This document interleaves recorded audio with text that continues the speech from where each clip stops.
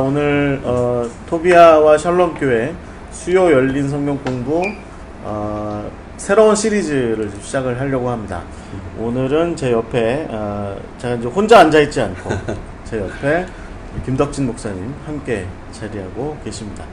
지금 저희가 제 이름으로 된 페북 라이브 방송과 그 다음에 우리 김덕진 목사님 거 라이브 방송하고 있는데, 김덕진 목사님 거는 오늘은 그냥 파일럿으로 한번 해보는 걸로 제가 처음이어서 하고 있습니다. 김덕진 목사님 페북 친구들께서는 오늘 오디오 상태가 조금 좋지 않은 것에 대해서 양해해 주시면 감사하겠고요. 이거 뭐 이런 걸 보고 차별이다 뭐 이렇게 뭐 고소하시고 그러시면 안 됩니다. 제 화면 비주얼만 보십시오.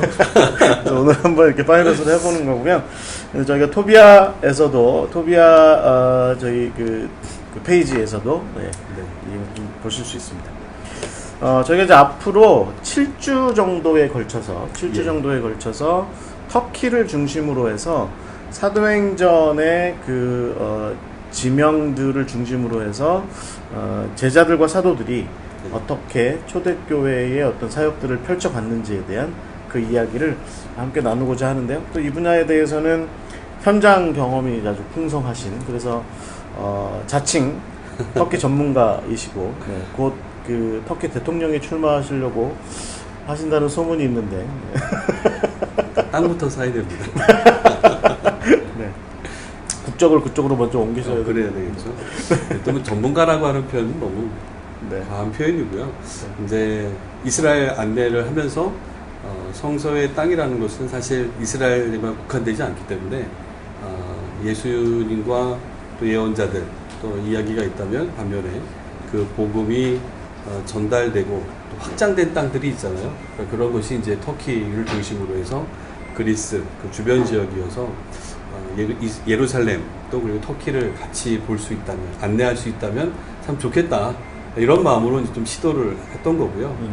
이스라엘을 안내하시는 분들은 굉장히 많습니다만 터키를 안내하는 또 목회자로서 안내하는 분들은 그렇게 많지는 않습니다. 그래서 예전에는 이제 교회 안에서 사역을 했다면 이제는 교회 바깥에서 터키를 중심으로 해서 좀 거기서 만나는 은혜, 또 체험하는 그 이야기들을 같이 좀 나누는, 또 이 현장에서 또 토비아 성경 공부 시간을 통해서 같이 공유했으면 좋겠다라는 마음으로 목사님의 제안에 응해서 오늘부터 강의를 하게 됐습니다. 네, 우리 목사님 소개가 조금 제가 늦었는데 요즘 랜선순례를 통해서 많이 보고 있습니다만 저는 샬롬교회에서 목사님과 함께 공동 목회 사역하고 있고요. 토비아 선교회 지난 주였습니다. 며칠 안 됐죠. 대표셨는데 대표가 이제 제가 서류상의 대표직이 행정직에 넘어가면서 또 신임 대표직을 맡게 됐고 박수 소리가 별로네요. 홀가분해라. 또 그런 책임을 좀 맡았습니다. 목사님 또 워낙 많은 사역들 하시기 때문에 제가 부족하지만 좀 힘이 돼서 같이 좀 분담해 갔으면 좋겠다라는 마음으로 대표로서 일을 시작을 했고요. 천지항공에서 이제 순례 팀들을 안내하고 있는 그런 일들을 맡아서 하고 있습니다. 아마 오늘부터 시작되는 이 시간들이 순례를 기획하시는 분들, 또 다녀오신 분들한테는 좀 많은 도움이 될 것 같고, 목사님과는 좀 다른 형태로 성경 공부가 진행이 되더라도 다 양해해 주시고, 또 저만의 또 특징이 있는 거니까 여러분들이 그렇게 성경 공부하시면 좋을 것 같습니다. 네, 저는 이제 그동안은 계속해서 앉아서 삼천리 이랬다면 김덕진 목사님은 이제부터 6주 동안, 오늘 빼고 이제 6주 동안 실제로 성지에서 이제 안내하시는 그런 사역을 하셨던 것을 기반으로 해서 사도행전의 이야기들, 또 성경의 이야기들을 좀 함께 풀어 가실 줄 믿습니다. 나름대로 현장감이 있는 그런 은혜로운 그런 시간이 될 수 있지 않을까라고 그렇게 기대를 해봅니다. 저희가 늘 이렇게 시작하기 전에 잠깐 기도를 하고 시작했습니다. 제가 기도하고 시작하겠습니다. 감사합니다.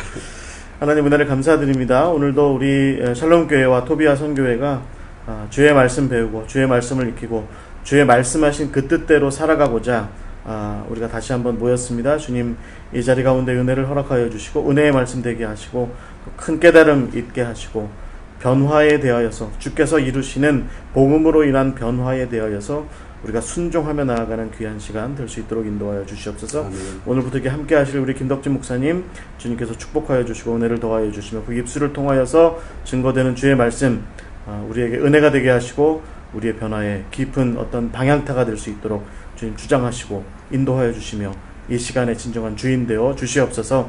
시작합니다. 마치는 시간까지 성령께서 함께 하실 줄 믿고 예수 그리스도의 이름으로 기도하옵나이다. 아멘. 아멘. 저희가 이제 오늘 사실은 이렇게 성경 공부를 둘이서 이렇게 진행하는 거예요. 그래서 네. 나이 먹은 성인 남자 둘이서 이렇게 앉아서 진행하는 게 쉽지는 않습니다. 젊습니다. 무슨 말씀이세요? 랜선 순례에 저희가 뭐 충분히 경험이 있긴 하지만 또 네. 이렇게 하는 것도 쉽지 않은 경험이긴 한데 어색합니다. 그래서 저희가 이제 좀 약간 핑퐁을 하듯이 말하자면 탁구를 치듯이 그렇게 진행을 하려고 하는데 약간 어색한 부분이 있는 것에 대해서는 여러분 양해해 주시고요. 오늘 이렇게 하고 나면 저는 사라집니다. 다음 주부터 우리 목사님 단독으로 이제 하실 네. 거고요. 그래서 오늘은 어떻게 초대교회가 예루살렘으로부터 시작해서 터키 정도까지 이렇게 확장되어서 선교적으로 그렇게 전개를 이루었는지 발전을 이루었는지 그 이야기를 사도행전의 얘기를 중심으로 그러나 간간히 좀 역사적인 이야기나 뭐 또 어떤 지리적인 이야기나 그런 것을 통해서 좀 함께 나누고자 합니다. 그 이제 이야기를 이제 준비해 가다 보니까요, 많은 책들을 또 참고 안 할 수 없잖아요. 버스 안에서 떠드는 것과 또 이 현장에서 말씀을 나눠야 되기 때문에 여러 가지 책을 좀 참고했습니다. 역시 제가 뭐 토비아의 몸을 담고 있어서가 아니라 이 목사님이 쓰신 이 바울의 길 아주 가볍잖아요. 소책자지만 이 바울의 길이 굉장히 여러분들에게 도움이 되실 겁니다. 그래서 다음 주부터 이제 6곳의 지명을 가지고 이제 성경 공부를 풀어갈 텐데요. 이 바울의 길을 여러분들이 참조하시면 아주 짧게 역사, 또 지리, 그리고 이제 중요한 건 묵상이죠. 묵상의 내용들이 워낙 잘 담겨져 있다 보니까 도움을 얻으실 것 같아요. 그리고 어서오세요, 목사님. 예, 성경 공부를 아주 원하시는 분들, 우리 뭐 목회자들뿐만 아니라 우리 뭐 전도사님들도 계십니다만 일반 우리 성도님들도 성경 옆에 놓고 그 시대의 그 역사적인 배경 이런 부분을 좀 참고하고 싶으시면 이 책 추천합니다. 성경 여행. 그래서 신약의 이야기, 또 이전의 신구약 중간 사이의 이야기, 또 구약 시대의 배경을 너무 잘 다뤄주셨더라고요. 제가 지난주에도 생명의 말씀사에서 꽂혀있는 거 너무 자랑스러웠습니다. 이 책 여러분들 참고하시면 좋겠고요. 그래서 네. 우리 일반 평신도 분들이나 또 우리 목회자분들도 쉽게 성지를 오고 가든 아니면 현장에서 성경 공부를 하실 때 이 두 책을 이용하시면 좋겠고요. 저도 이제 대한신학대학원 대학교에서 성서 지리를 우리 강의하고 있습니다만 우리 특히 이 내용 터키를 여러분들이 같이 공부하시려면 초대교회 역사라고 하는 F.F. 브루스의 이 책이라든가 좀 F.F. 브루스의 사도행전 주석을 참고하고 있습니다. 우리 목사님 추천해 주셔서 요즘 책을 많이 읽고 있죠. 저희 선교회는 F.F. 브루스 좋아합니다. 제가 F.F. 브루스의 그 제자들의 이야기에 관련된 두꺼운 책이 하나 있는데 요즘에 저희 책꽂이에 꽂혀 있는데 가끔 제가 마음속에 다짐을 해요. 저걸 번역을 해야 되는데 다짐을 하고 있는데 지금 번역하고 있는 거 마치고 나면 그 책을 그 F.F. 브루스의 제자들에 대한 얘기가 있거든요. 예수님의 제자들. 그거에 대한 책을 좀 두껍긴 하지만 그리고 오래된 책이긴 하지만 좀 한번 번역을 좀 해볼까. 그래서 토비아에서 좀 출판을 좀 해볼까 생각합니다. 토비아는 남들이 하지 않는 일. 네. 예, 돈 안 되는 거. 그래도 누군가는 해야 되는데 저는 그런 면에서 우리 강신도 목사님을 참 존경합니다. 남들이 가지 않는 길을 잠깐 시작합시다. 찾아간다는 게 참 좋은 건데요. 사도행전 어떻게 시작하나요? 사도행전 시작할 때 사실 여기 좀 화면에 있는 1장 8절의 말씀을 띄워놨습니다만 이 말씀을 읽기 전에 우리는 복음서의 마지막 부분에 관심을 좀 가지셔야 됩니다. 선교하면 이 1장 8절의 말씀을 많이 언급하시는데 마태복음 28장의 이야기, 예루살렘에서 예수님께서 하셨던 지상 명령부터 우리가 좀 생각을 해볼 수 있겠죠. 예수님께서 제자들을 부르신 다음에 그들에게 가르쳐 주셨고 삶으로 보여주셨잖아요. 하나님 나라 시민들의 삶을 일러주셨고 예수님 말씀하신 대로 십자가에 죽으시고 부활하셨는데 부활하신 예수님은 3년 동안 따랐던 제자들이 흩어졌잖아요. 흩어진 자들을 다시 찾아가셨죠. 다시 찾아가셔서 그 일전에 알려줬던 그 사명, 부르심에 대한 사명을 일깨워 주셨고 그들에게 복음을 전해라. 그래서 단순히 뭐 무덤에 찾아가서 여인을 만나주셨고 또 예루살렘에 있는 제자들에게 나타나셨고 또 엠마오로 가는 두 제자 또 갈릴리에 가서 단체로 제자들을 만나주셨는데요. 이 부활의 육신만 보여준 게 아니라 그 사명을 일깨워 주셨고 특별히 저는 관심이 가졌던 게 바로 적극적으로 이제는 너희가 보았으니 체험했으니 확신하면서 이제는 전해라. 복음의 증인으로 삼으셨다라는 거죠. 그렇죠. 이것은 사도행전의 얘기. 예. 그래서 이제 복음서의 마지막 부분에서 사도행전으로 넘어올 때 이렇게 확인시켜 주셨다라는 것. 그리고 부활의 증인으로 나설 것을 요청하셨다. 그러면서 이제 오늘 사도행전 1장 8절과 마태복음 28장에서 이 말씀이 그러니까 이제 주시죠. 방향성이 있어요. 그러니까 성령이 임하시고 예. 그 다음에 권능을 받고 그렇죠. 힘을 받아야 되는 거죠. 그 다음에 예루살렘, 유대, 사마리아, 땅끝 뭐 이렇게 전개가 돼요. 네, 맞습니다. 그래서 이제 그 지리적으로 장소적으로 봐도 역시 예루살렘부터 시작. 그러면서 땅끝이라고 할 때 땅끝의 첫 걸음은 저는 사실 이 터키라고 생각을 했었거든요. 근데 목사님하고 같이 나누다 보니까 땅끝의 시작점은 예루살렘이었는데 그게 사실은 이 사도행전 1장부터 자세히 읽어가다 보면 그 내용을 우리가 알 수 있는 것 같아요. 맞아요. 그런 시간이 여러분들에게 또 있었으면 좋겠습니다. 그래서 여러분 첫 번째 땅끝으로서의 그 예루살렘. 네. 그래서 한번 그 주로 이제 가이드 많이 하시는데 이 예수님 시대 예루살렘인데 자, 예수님 시대의 예루살렘 정말로 이랬냐라고 물으시면 저희한테 묻지 마시고 예루살렘에 가시면 그 이스라엘 고고학 박물관이 있습니다. 거기 가시면 영어양 그대로 되어 있습니다. 네, 고고학 박물관 하면 꼭 가실만 하죠. 그러면 그 네. 미니 모형도가 굉장히 크게 잘 만들어져 있는데요.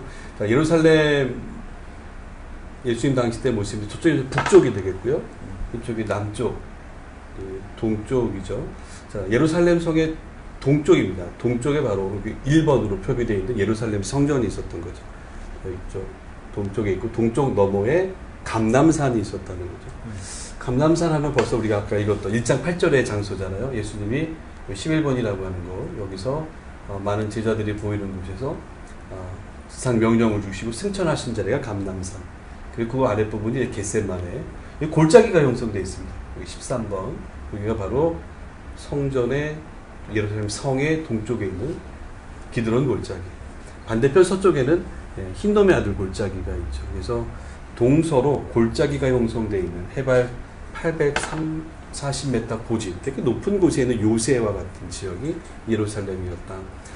이 안에 예수님 당시 때만 해도 벌써 한 2만 5천 명에서 3만 명이 거주했고 거주다만 그렇다고 보면 이 성을 오고 간 사람들까지 하면 굉장히 많은 사람들이 그 당시 모여 살고 있었던 왕래했던 곳이 예루살렘입니다. 예루살렘을 중심으로 해서 이쪽에 그림 자체가 좀 다르시죠? 여기는 일반 서민들의 마을이라고 본다면 아랫동네. 예, 아랫동네. 그리고 여기는 이제 상부도시, 어퍼시티라고도 하는데 실제 이름이 어퍼시티죠. 예, 바로 여기가 시온산이 있는 곳입니다. 예루살렘에 가시면 입체적이죠. 여기는 굉장히 낮고요.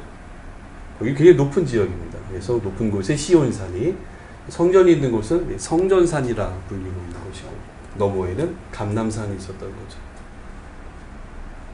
여러분들이 여기 관심 있게 보신 19번 자리가 이제 이 주변이 실로암 연못가 발굴돼서 많은 사람들이 볼 수 있고요. 이곳과 바로 샘물 14번 쪽에서 이제 예루살렘에서만 맛볼 수 없는 기온샘이 있는 거죠. 히스기야 터널을 통해서 물이 들어오는 거죠. 여기가 옛 다윗성 자리 볼 수가 있는 거죠. 그러니까 예수님께서 이 겟세마네에서 기도하시고 그리고 여기 이쯤에 오셔서 다락방이 아마 여기 부촌 어디에 네, 여기 24번 장소로 되어 있는데요. 여기는 뿔 모양의 그 다윗의 영묘가 있는 네, 곳, 영묘. 뭐 그 주변 지역인데요. 네. 여기 어디에 이제 그 마가의 다락방인데 마가의 집이죠, 그러니까. 그렇죠. 마가의 집이고 이제 바나바가 외삼촌이고 네. 네, 다 얽혀 설켜 있어요. 그러니까 바나바 외삼촌 집이 아마 여기 있었을 것이고 아마 거기에 마가가 이제 살았을 것 같고 여기 어디서 그러니까 이제 성령 세례를 받는 예수님 최후에 만찬하셨고 그렇죠. 그리고 이제 여기가 빌라도의 법정 예. 안토니 안토니 요새라고 요새가 하는 있는 곳이고 곳이죠. 예수님께서 십자가에 달려 죽으신 곳은 여기 골고다 골고다고 부활도 여기 어디서 하셨고 네. 그렇죠. 그러니까 예수님의 제자들은 그러니까 부활하신 후에 요 다락방에 모여 있었던 거예요. 여기 그렇죠. 어떤가요? 바로 승천하신 것을 보고 되돌아온 제자들이 모여 있었던 곳도 이쪽이었고요. 네. 예수님이 십자가에 달려 죽으시고 나서 제자들도 이쪽에 숨어 있지 않았을까. 이 근처 어디서 성령 받아서 막 이렇게 막 시끄럽게 떠들고 막 네. 그 동네 사람들 세술에 취했다고 막 얘기할 때 예. 그 근처가 가야바 법정이잖아요. 그렇죠. 나는 그게 맨날 걱정됐어요. 이게 가야바한테 또 잡혀가는 거 아닌가? 요즘 순례를 가시면 이게 가야바 법정을 사실은 네, 그 저기 성 바깥에 나와 있기 때문에 베드로 통곡교회. 통곡교회죠. 여기가 이제 가야바 대제사장의 법정이 있는 지역으로 보고 있는 거죠. 네. 그래서 여기서 이제 성령을 받고 이제 이들이 첫 번째로 이제 사역을 하러 이제 떠나게 되죠. 그 대체적으로 이때 이제 첫 번째 어떤 그 고난이 좀 있죠. 어려움들 제자들에게. 예, 사도행전 이제 1장, 2장으로 전개되면서 이제 특히 우리가 3장을 보게 되면 베드로와 요한이 성령을 충만히 받고 난 이후의 삶이 완전히 변해 있는 걸 볼 수 있죠. 그러면 그 둘만이 아니라 다른 제자들도 마찬가지였죠. 그래서 나사렛 예수의 이름으로 담대하게 성령의 권능을 힘입어서 복음을 이제 전하기 시작했다는 거죠. 네, 베드로의 설교 때 3,000명씩 회개하고 돌아오는 굉장히 많은 수의 사람이 개종하고 또 예수의 추종자들의 그 대열에 합류를 하게 되는 거죠. 그 3,000명의 사람들이 다 그러니까 이제 그때 당시에 예루살렘에 와 있던 이제 많은 사람들 각국으로부터 왔던 사람들인데 그 사람들이 이제 베드로의 얘기를 듣고 회개를 했고 또 뭐 완전 걷지 못했던 자들을 고쳤고 했는데 그리고 나서 사도행전 5장에 보시면 결국 그들이 이제 이게 이제 두 번째 잡혀간 얘기겠지만 그렇죠. 그 핍박을 좀 당하기 시작하는 거죠. 이때부터. 예. 그래서 이 제자들의 복음 전파도 있었습니다만 그 당시에 오순절을 지키기 위해서 해외에서 많이 들어와 있던 사람들, 그 사람들이 이제 흩어진 유대인들이라고 디아스포라라고 하는 거죠, 목사님. 그 사람들이 굉장히 수가 많았을 것이고요. 네, 그들이 예수님을 그토록 관심을 가졌던 메시아가 예수라 이 사실에 흥분하기 시작하고 그러면서 그 구원의 기쁜 소식을 접하면서 각자 삶의 현장으로 되돌아가서 각자의 교회들이 세워지는 이야기가 있었던 그 시작점이 바로 이 오순절날 이곳에 예루살렘 성에 모여 있었던 수많은 디아스포라 유대인들을 비롯해서 그 수천 명의 회심자들이 있었던 거죠. 그러니까 결국은 이제 아주 초반부터 핍박이 있었어요. 그리고 나서 바로. 네, 교회의 시작을 이제 우리가 보통 1장에서 5장까지로 봅니다. 1장에서 5장까지 공동체가 이제 형성이 됐는데 참 재밌는 건 이제 끝 마무리 지점에 가서는 이 교회는 결국 전하는 것 때문에 말씀을 실천하는 삶 때문에 핍박을 받더라라는 거죠. 근데 참 우리가 관심 있게 봐야 될 것은 그럼에도 불구하고 그들은 늘 성전에 있든지 집에 있든지 예수가 그리스도이심을 날마다 전하고 가르쳤다라는 거죠. 그리고 이제 아까 그 다락방 거기서 이제 성령 받고 네. 다 같이 성령 받고 그리고 나서 사람들이 막 방언을 하기 시작하니까 저들이 세술에 취한 거 아니냐 그렇죠. 막 이런 얘기를 듣기도 했지만 우리가 세술에 취한 것이 아니라 예수의 영을 받은 거다. 하나님의 영을 받은 거다. 그래서 이제 그렇게 해서 복음을 전하기 시작했는데 베드로와 요한이 복음을 처음 전하기 시작한 첫 번째 땅끝이 아마 이 성전. 그렇죠. 예루살렘의 한 복판, 성전이 있는 자리였다. 여러분 이게 이제 이때 당시에 베드로와 요한이 복음을 처음 전했던 예수님도 한번 다 둘러 엎으셨던 그 헤롯 성전. 예. 이쪽에 이제 성전의 동쪽 면이 되겠죠. 감람산 그러니까 쪽에 있는 거죠. 그렇죠. 기드론 골짜기. 예, 기드론 골짜기가 형성되어 있고 들어오시면 그 3장에 나오는 그 미문, 안질병이를 치유했던 역사에 일어났더니 성전 미문. 금가운 나 없어도 내게 있는 건 내게 주니 나사렛 예수 이름으로 일어나 걸어라. 여기 베드로가 있네요. 그게 베드로입니다. 보이세요? 돋보기 쓰는 사람이 그런 거 안 보이잖아 원래. 성전 미문 쪽에서 그런 이제 역사가 일어났을 것이고, 그다음에 여기가 이제 여인들의 뜰, 그리고 이제 제사장의 뜰, 성전 지성소가 있는 장소가 되겠고요. 여기가 이제 안뜰이라고 표현되어 있습니다. 이방인의 뜰. 예수님이 여기서 그러니까 이제 다 뒤집어 엎으신 거지. 야 이씨 그러면 다 뒤집어 엎고 내 집은 기도하는 집이다라고 하셨던 곳이 이제 여기고. 네. 여기가 이제 솔로몬의 행각이라고 하는 장소인데요. 바로 여기서 이제 베드로의 설교가 진행됐다는 거예요. 그게 보면 복음의 그 전파, 예수가 그리스도이시다, 우리가 기다렸던 메시아다라는 것을 선포했던 자리, 그와 더불어 기적의 치유의 역사는 성전에서부터, 예루살렘 한복판인 성전에서부터 미문이라든지 안뜰이라든지 행각에서 진행이 됐다. 이때부터 결국 그러니까 이 베드로나 요한은 성전에서 성전을 얘기 안 하고, 성전의 제일 중요한 지성소를 얘기 안 하고, 괜히 앉아가지고 예수 얘기하고, 괜히 이제 뭐 이미 나무에 달려주는 그 예수님을 얘기하고 해서 어려움을 겪었던 거죠. 여러분이 이제 관심 지켜 보셔야 되는 게 뭐냐면, 이 미문에서 안진병이 고치고, 그러니까 우리도 찬양도 많이 하듯이 나사렛 금가운 나 없어도 내게 있는 건 내게 주니 나사렛 예수 이름으로 일어나 걸으라. 여기서 이제 고치고 여기로 와서 말하자면 3,000명을 이제 회개시키고 그들이 마음이 찔려서 회개하고, 그리고 나서 거기서 잡혀요. 베드로와 요한이. 그래서 어디로 잡혀가냐면 여기로 잡혀가는 거예요. 여기가 어디냐면 산헤드린입니다. 여기가 산헤드린의 이제 모임 장소예요. 그러니까 여기로 잡혀가서 이제 맞죠. 그렇죠. 처음에는 맞죠. 처음에는 두들좀 좀 맞고 채찍질 당하고 뭐 이제 도무지 예수의 이름으로 전하지 마라 라고 하는 것을 우리가 이제 말씀에 아까 보듯이 채찍질하며 예수의 이름으로 말하는 것을 금했다. 네. 놓아줬는데 말을 안 듣는 거죠, 초대교회가. 예수의 이름으로 말한다는 것 자체가 그 당시에는 그러면 유대인들에게 미움을 살 수밖에 없었던 이유가 되겠죠. 그러니까 이게 초대교회의 아주 초반부부터 그러니까 아직은 이제 유대교와 예수님의 어떤 이 교회가, 그리스도인들이 완벽한 구분이 이루어지지 않았던 시점이었는데, 이 시점에서도 이미 그리스도인들은 너네들의 그 성전 중심의 혹은 뭐 도라나 율법 중심의 신앙이 아니라 우리는 예수 그리스도 중심의 신앙이다라고 하는 것을 많이 강조했던 것 같아요. 그때 거짓 증언자들이 이제 등장을 하는데요. 거짓 증언자들은 말 그대로 성전이 허물어질 것이다. 그리고 예수가 새 성전이다. 예수를 통해서 너희가 구원을 받을 수 있다.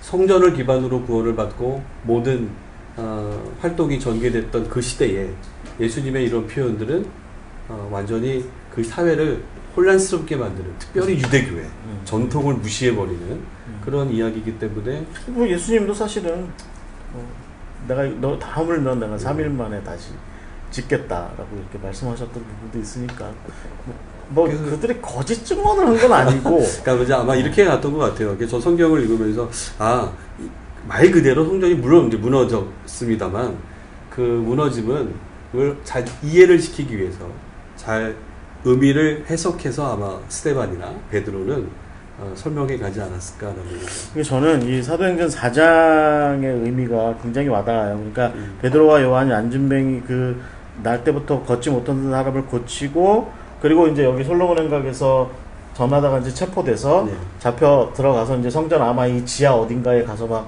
시커 두들겨 맞고 이제 산헤드린에 불려와서 도무지 예수의 이름으로 뭘 전하지 말아라고 얘기했을 때 베드로와 요한이 우리는 그렇게 할 수 없다. 우리는 보고 들은 바를 전할 것이다. 그러니까 우리가 핍박당해도, 우리가 고통당해도 우리가 체험하고 우리가 경험한 예수 그리스도를 전할 것이다 라고 하는 이야기를 하고, 그리고 아주 저는 이제 흥미로웠던 게 뭐냐면 그들이 다락방으로 다시 돌아갔다는 거죠. 그래서 그 다락방에 다시 돌아가서 그들이 겪은 일을 다 얘기하니까 우리 같으면 만약에 목사님이 어디 가서 나 예수 전하다가 두들겨 맞고 왔어. 그럼 저 같으면은 그래? 그리고 도망갔을 텐데. 왜 그럴 수 있죠. 도망갔을 텐데 이 초대교회의 이 양반들은 그 얘기를 듣자 아주 그 전심으로 기도하기 시작했다. 여러분 이제 여기 보시면 그 사도행전 4장 28절에 보시면 사도들이 노임에 그 동료에게 가서 제사장과 장로들의 말을 알리니 24절에 보시면 그들이 듣고 한 마음으로 하나님께 소리를 높여 이르되 대주제여 천지와 바다에 그 가운데 만물을 지으신 이시요 또 주의 종 우리 종 다윗의 뭐 이렇게 쭉 얘기하다가 그곳이 결국은 우리가 예수 그리스도를 전하는 일을 계속하겠다라고 이렇게 선언을 할 때 그 모인 곳이 이렇게 진동하게 되는 그런 일들이 있었던 곳이 바로 이 예루살렘이 그리고 이게 성전의 모습이죠. 여러분 성전 한번 보시죠. 저희 토비아에서나 이런 거 보여드립니다. 이 자료는 사실 쉽게 구하기가 어렵습니다. 저도 목사님 대단하십니다. 어디서 이렇게 잘 구하셨는지. 구글에 다 있습니다. 근데 이렇게 활용하는 분들이 별로 없어요. 그래서 저는 성경 공부를 인도하고 또 이렇게 토비아가 진행되는 이야기 속에서 실제적으로 목사님들이 교회에서 손에 잡아서 쉽게 잘 활용할 수 있는 것들을 좀 우리가 진행해 갔으면 좋겠다.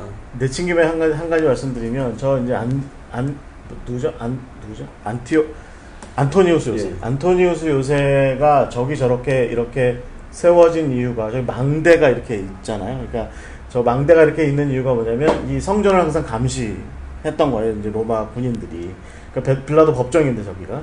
근데 요 사이에 구멍이 뚫려 있던 사람 출입구가 이렇게 뚫려 있었던 거죠. 그래서 만약에 이 성전 안에서 유사시 어떤 일이 발생하게 되면 여기서 이제 군인들이 나와가지고 여기를 진압하는 그런 시스템이 이제 이 안토니우스 요새에 되어 있었던 건데 사도행전의 21장인가 21장에 보시면 바울이 이제 여기에 드로비몬가 그 친구랑 같이 성전 어슬렁거리다가 두들겨 맞죠 여기서. 두들겨 맞아서 바울을 로마 군인들이 데리고 이리로 들어가요. 이리로 들어가서 여기 망루에 서 바울이. 그래가지고 히브리어로 일장 연설을 나 못 잡았지 그러면서 이제 나 못 잡았지 그러면서 히브리어로 설교를 하는 곳이 이제 이 성전이 이런 구조로 되어 있었던 거죠. 이제 로마의 속주였고 또 이 예루살렘을 또 시끄러운 지역이잖아요. 종교적으로 문제가 있는 지역이지만 로마 총독들은 대체로 가이사라, 해변의 가이사라에 머물러 있었죠. 맞아요. 그러다가 이제 절기 때라든가 1년에 한두 차례씩만 예루살렘에 와서 업무를 처리하는데 그때 머물렀던 장소가 이제 관저로서 안토니 요새가 되겠고 여기서 예수님이 이제 사형 선고를 받고 드디어 십자가를 지으셨고 출발하셨던 장소가 또 여기에 시작점이죠. 그래서 이 안토니 요새는 굉장히 의미가 있는 장소입니다. 여기서부터 이제 소위 말하는 그 비아 돌로사의 시작이 되겠죠. 어떤 그런 면에서 볼 때 이게 결국은 이제 이 베드로와 요한이 제가 보기엔 첫 번째 땅끝으로 이 성전 미문과 이 솔로몬 행각에서 결국 예수 그리스도를 처음 전하기 시작했다라고 하는 면에서 사도행전 1장 8절을 고스란히 말하자면 이제 적진 한복판에서 이제 시작하게 된 거다. 그 당시 사람들이 생각해봤던 성전이 아니라 바로 새로운 성전, 예수님을 통한 새로운 성전의 시대는 성전이 그 당시에 되게 편협하고 제한적이었던 것이 아니라 지금도 예수님보다 교회 건물을 더 중요하게 이런 거 얘기했죠. 그래서 이제 그런 의미에서 저희가 땅끝의 시작점 바로 이 성전 밖에서부터 그러나 역시 예루살렘에 있었던 성전 한복판에서 복음은 외쳐졌다는 거죠.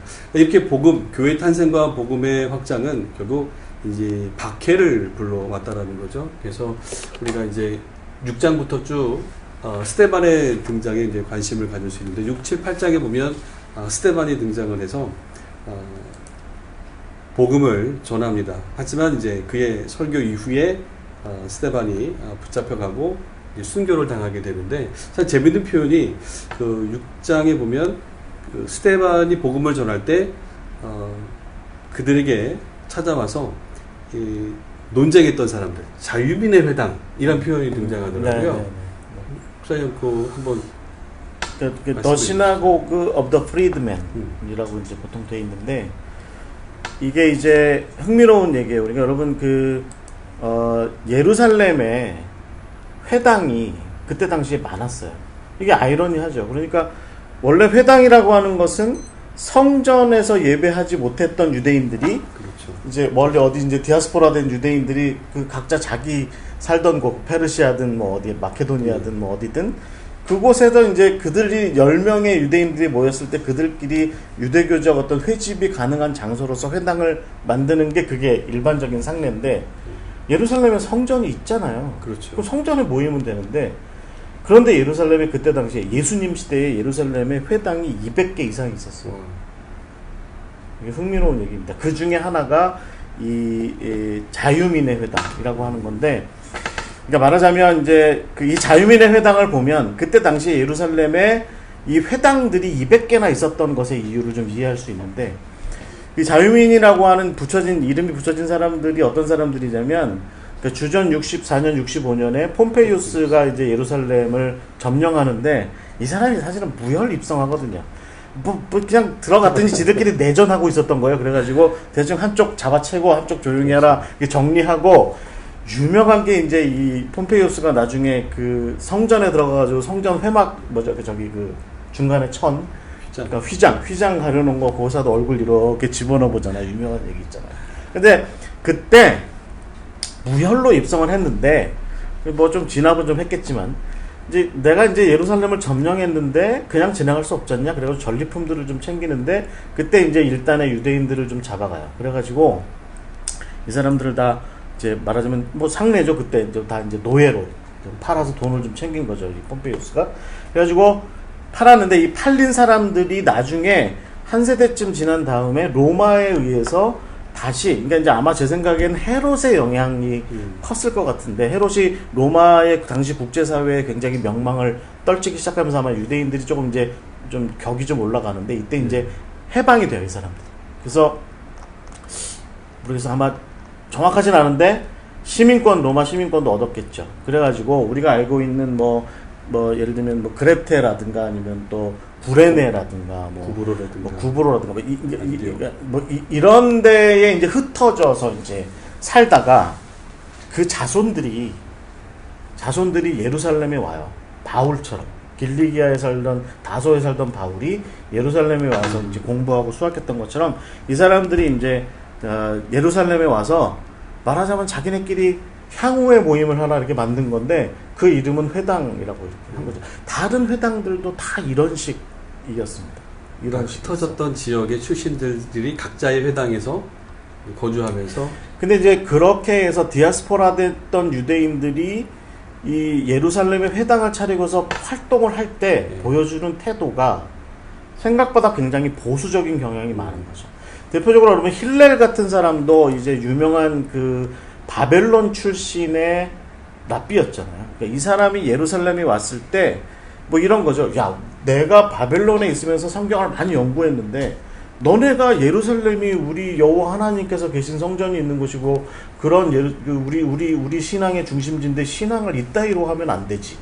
라고 하는 좀 말하자면 좀 비판적이고 좀 뭐 그런 태도들, 원리에 입각한 뭐 그런 태도들을 좀 많이 취해요. 근데 보수성이 짙었다고. 그렇죠. 보수적인 태도를 많이 취해요. 이게 나중에 기원 후 400년 경에도 저쪽 그 켈트족 출신의 수도사들이 막 머리 변발하고 막 이랬던 켈트족 수도사들이 로마에 와서 로마의 종교 행태에 대해서 비판합니다.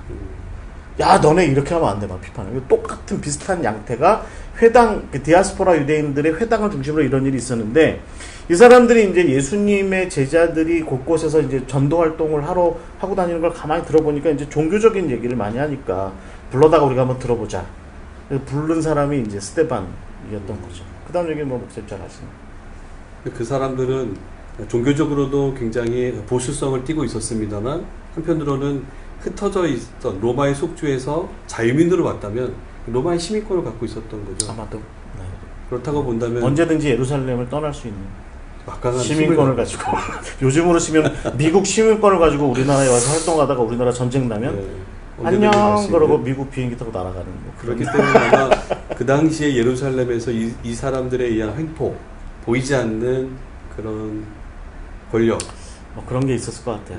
그래서 산헤드린도 아마 좀 함부로 하지 못했던 그런 일들이 좀 있었는데 거기에 이제 스데반이 들어가서 그들과 논쟁을 했는데 이 사람이 이제 성전 얘기를 좀 우리가 좀 읽어보기에 좀 심하게 한 거죠. 그렇죠. 성전이 중요한 게 아니라 예수님이 중요해. 뭐 이렇게 얘기하는. 그래서 이제 이 사람들에 의해서 사내들이 고소를 당했고 이 스데반은 이제 성 바깥으로 끌려 나가서 네. 순교에 이르게 되는 이 사진이죠. 네. 이게 지금 오늘날 예루살렘을 가시면 이 16세기 때 바로 오스만 터키의 슐레이만 대제가 이스라엘을 점령하면서 쌓아놓은 성벽을 그대로 보시는 겁니다. 이것만 해도 벌써 5, 600년 된 문화재죠. 근데 사실은 이게 지금 동쪽에 있는 성문이거든요. 예루살렘의 성에. 여기 지금 사자 모양이 있습니다. 이제 이슬람이 들어와서는 다 필요 없다. 여기다가 동물 모양을 새겨놓고 이 문을 사자문이라 라이언 게이트라고 부르기 시작했고요. 요 지금 두 여인이 나옵니다만 이 문을 통해서 성 안에서 성 바깥으로 끌려 나오셨는데 비잔틴 시대 예수님 교회가 많이 활성화됐던 시대에는 스데반이 순교 나갔던 길이다라고 해서 스데반 문이라고도 얘기를 하고요. 그러니까 그 자리는 그대로. 네, 그대로고. 그리고 그 이전에 구약 시대 때는 성전에 쓸 제사 드릴 때 쓰는 양들을 바로 요 바깥에 기드론 골짜기에 모아놓고 있다가 성전에 양들이 들어가는 문이다. 양문이라고 불렸던 거죠. 양의 문. 네. 그래서 그 복음서에 보면 양문 곁 베데스다 연못가. 맞아요. 네, 그런 요 표현을 안쪽 많이 쓰죠. 성지순례 가시면 안쪽 조금 들어가시면 네. 성 안나교회가 있고 그 옆에 베데스다가. 네. 그래서 순례 가시면 여기 이 지역이 굉장히 번화하고 복잡합니다. 왜냐하면 그런 성경의 이야기를 들으면서 직접 본인이 체험하셔야 되기 때문에 이 길로 들어오는 분들이 많아요. 여기 경사라 힘듭니다. 그래서 이제 스데반이 성전 안에서 사내들인에서 이제 최종 판결을 그렇죠. 받고 돌로 쳐 죽임을 당하는 그 벌을 네. 이제 받기로 되고 이제 여기를 끌려 나와서 요 어딘가에서 아마 이제 처형을 마지막 당하게 된 거죠. 여기서 이제 끌려 나오시면 여기 이제 도로가 있는데요. 여기 기드론 골짜기가 만나는 지역이어서 거기에 이제 이 스데반 순교기념교회가 기념하여 세워져 있는 거죠. 그 어딘가에 순교를 당해 박해를 받았던 스데반을 기억하는 점. 이제 이 말씀에서 좀 특별한 게 이제 사울은 그가 죽임을 당함을 마땅히 여겼다.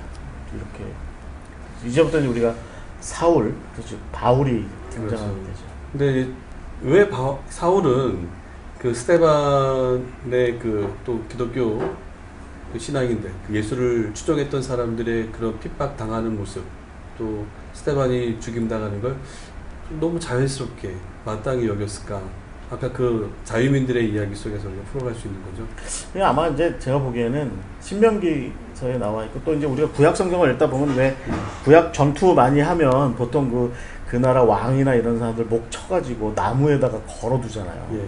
그 저주받는 거거든요. 그러니까 이 신명기서에도 나무에 달려 죽은 건 저주받는 거다. 이제 이런 식의 표현들이 나와 있는 것을 아마도 이제 바울 같은 이 바리새파 사람, 그러니까 성경에 아주 굉장히 집중 많이 하는 성경에 대한 성경 말씀에 대한 열정이 있는 사람 입장에서 보면 저 스데반을 비롯한 그 소위 말해서 이제 나사렛 예수를 전하는 저 사람들이 전하는 저 예수라는 자가 얼마 전에 아마도 바울도 목격했을 그 나사렛 청년이 나무에 달려 죽은 그 청년을 얘기하는 것 같은데 그 저주받은 자에 대해서 그렇게 이야기하는 게 합당하냐라는 생각을 이제 가지고 있다 보니까 이제 그런 예수를 전하는 자도 그러면 죽는 게 마땅하겠다 뭐 이런 생각을 했던 것 같아요. 저주받은 자가 메시아라니 그것도 그러면서 그렇죠. 이제 성전을 모욕하고 유대인들의 관습과 풍습을 멸시하기 때문에 이제 그것이 핍박의 이유가 됐다. 이제 뭐 사두개파만큼이나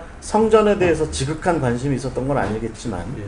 그러나 바울 스스로가 아마 바리새파였기 때문에 토라에 굉장히 깊은 관심을 가지고 있는 입장에서는 어떻게 저런 자를 메시아라고 생각하고 그럴 수가 있어 라고 이제 그런 좀 반감 같은 걸 좀 가질 수 있었겠죠. 2000년이 세월이 지난 오늘날에는 그게 좀 이해가 되지 않습니다만 2000년 전에 그 시대에는 정말 말 그대로 마땅히 당연히 그 사회 속에서 이런 표현 쓰면 제거가 돼야 되는 것이 맞다 이렇게 봐야 할 것이라는 거죠. 근데 좀 이제 특별한 건 제가 보기엔 4절 말씀인 것 같아요.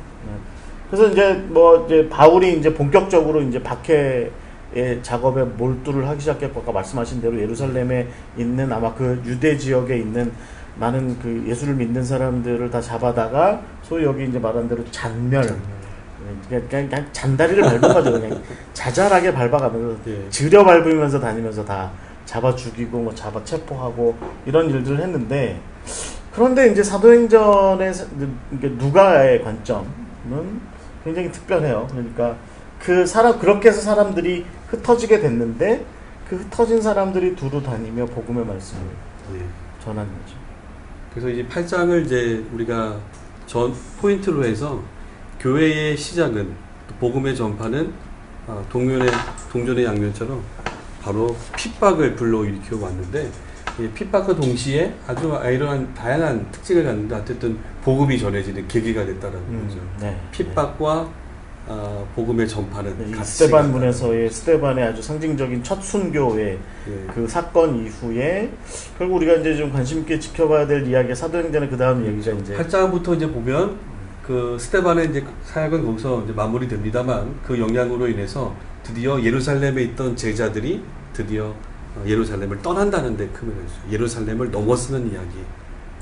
스데반이 안 죽었으면 그냥 예루살렘에 계속 또 다른 사람이 희생당할 수도 우리도 그러잖아요. 뭐 저기 노방전도 하러 가자 그러면 저는 교회에 있을게요. 어떻게든 하나님이 또 그 길을 열어가셨겠죠. 자, 그 스데반 그 순교 이후에 예루살렘 지도를 보시면 여기 또 별이 있는 곳이 예루살렘입니다. 예루살렘에서 출발해서 드디어 유대와 사마리아 지역까지 갔던 사람이 바로 이제 빌립으로 나오죠. 집사 빌립에 대한 이야기가 나오죠. 자, 빌립은 여기 지도 보시면 이 아래쪽, 여기가 지금 사해바다인데요. 아래쪽으로 내려가면 그 고대에 많은 그 거상들, 군인들이 이동하는 큰 길이 있었습니다. 이집트 쪽으로 가는 길. 이쪽으로 내려와서 바로 이집트 사람을 만나게 되죠. 그리고 그에게 복음을 전합니다. 그래서 복음이 이방인에게로 전해지는 그 모습을 볼 수 있고, 그리고 이제 족장길이라고 합니다. 중앙에 산지의 길이 있어서 이 능선을 따라 쭉 올라가면 이제 사마리아를 만나는 거죠. 그래서 사마리아에서 복음을 전하고, 많은 이방인들이 예수께로 돌아오는 거 보면서 이 빌립 집사도 예수님의 말씀이 맞구나라는 걸 느꼈을 거고요. 자, 이렇게 내려오다 보면 예루살렘 오기 직전에 여기서 이제 해안으로 내려가는 길이 있죠. 그래서 이 길을 따라 쭉 아래쪽으로 내려오다 보면 여기가 바로 그 블레셋 지역들입니다. 블레셋 지역에서 복음을 전하고, 그리고 해안길을 따라 비아마리스라고 하는 해안 도로를 따라서 북쪽으로 올라가면 바로 가이사랴, 로마 황제의 도시, 황제에게 헌납된 도시 이 가이사랴에 가서 이제 복음을 전했던 이야기가 8장에서부터 또 진행이 되는 거죠. 빌립은 이제 네게브 갔다가 사마리아 갔다가, 아니 사마리아 갔다 네게브 갔다가 이쪽 해안 지역, 살로메라는 여자가 차지하고 있던 땅 예. 갔다가 저쪽 가이사랴 그렇죠. 올라가고. 그러니까 이렇게 보면 이 빌립 집사 같은 경우는 예수님의 마음을 참 성령 충만한 이후에 잘 헤아렸고, 그것이 예루살렘을 벗어나는 길이다 깨닫고 드디어 이방 땅으로 발걸음을 옮기고 있습니다. 그 다음에 이제 베드로도 또. 예, 베드로도 바로 이어서 베드로는 이 사마리아에서 빌립이 복음을 전하고 많은 이방인들이 예수께로 돌아온다는 이야기를 듣고 바로 예루살렘 교회에 있던 베드로와 요한이 이곳으로 또 찾아가게 됩니다. 평신도가 사역한 걸 못 믿은 거예요. 그런 건가요? 집사가 사역한 걸 못 믿어가지고 네. 이 목회자들이 진짜야? 우리가 가서 확인해봐야 돼. 뭐지? 공을 갈취한 거 아닌가?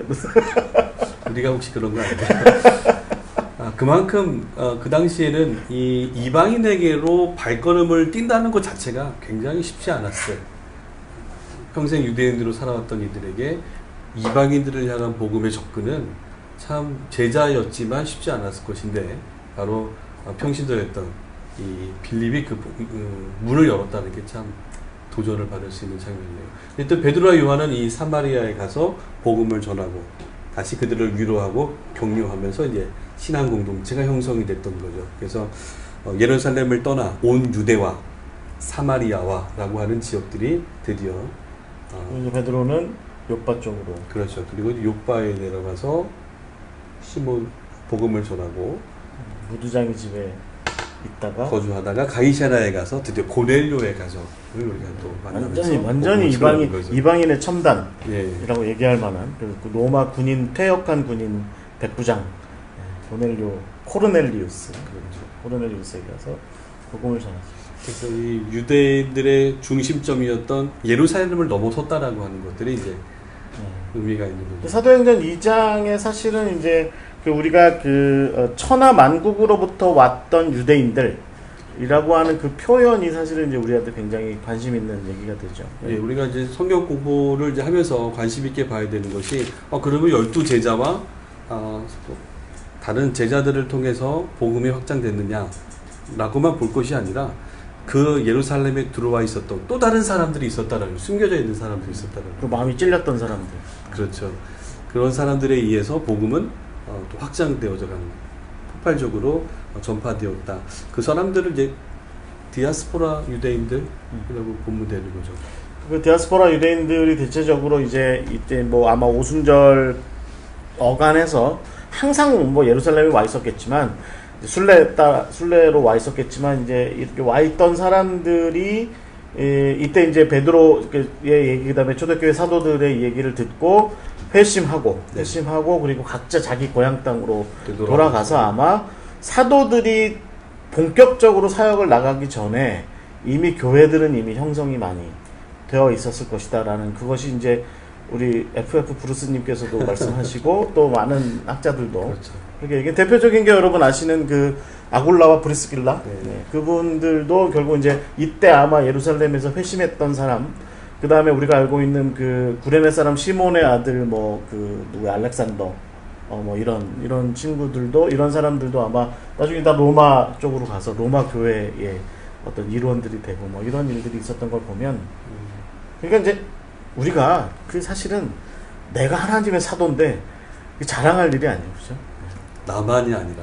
사실은 나 아니고 우리 교회 안 돼, 뭐 나 아니고 어떻게 뭐 복음이 어떻게 되겠어, 뭐 이런 생각 가지면 안 돼요, 그죠? 여기 이 지도 참 잘 구하셨나요, 목사님? 이 빨간 표시되어 있는 그렇죠. 게 사도행전 2장에 나와 있는 지명의 표시들만 다 네. 빨간 걸로 이런 지도가 있더라고요. 그러니까 이런 지도가 있으면 성경 공부하는 데 좀 많이 도움이 되실 수가 있어요. 그래서 여러분 이게 빨간 표시로 되어 있는 사도행전 2장 9절부터 11절까지에 나와 있는 바데인, 뭐 이렇게, 바데가 어디냐면 저기 파르티아거든요. 저 끝에 카스피해 밑에 저 파르티아, 바데, 그 다음에 메디아, 그 다음에 엘람, 이렇게 돼 있고, 또 메소포타미아, 유대와 갑바도기아, 본도, 아시아, 부르기아, 밤빌리아, 그 다음에 또 애굽, 구레네, 여기, 그 다음에 뭐 하여튼 다 나와 있어요. 그 다음에 그레데 여기 그레데죠. 크레테섬. 네, 그 다음에 아라비아는 사우디아라비아가 아니라 나바테아 사람들이 살던, 나바테 왕국에 있던 이제 아라비아. 뭐 이런 데로부터 온 각양의 다양한 언어를 썼던 사람들이 이 오순절에 성령이 임할 때 이 예루살렘에 있었고, 이들이 사도들의 설교를 듣고 회심했고, 그들이 각자 자기 고향 땅에 돌아갔을 때, 여러분 이 많은 지역에 아마도 베드로가 사도들이 선교하러 본격적으로 그 지역에, 그러니까 파르티아 같은 경우는 나중에 뭐 예를 들어서 마테나 이런 사람들이 본격적으로 가기 전에 이미 거기에 하나님을 믿었던 사람들이 아마 있었다.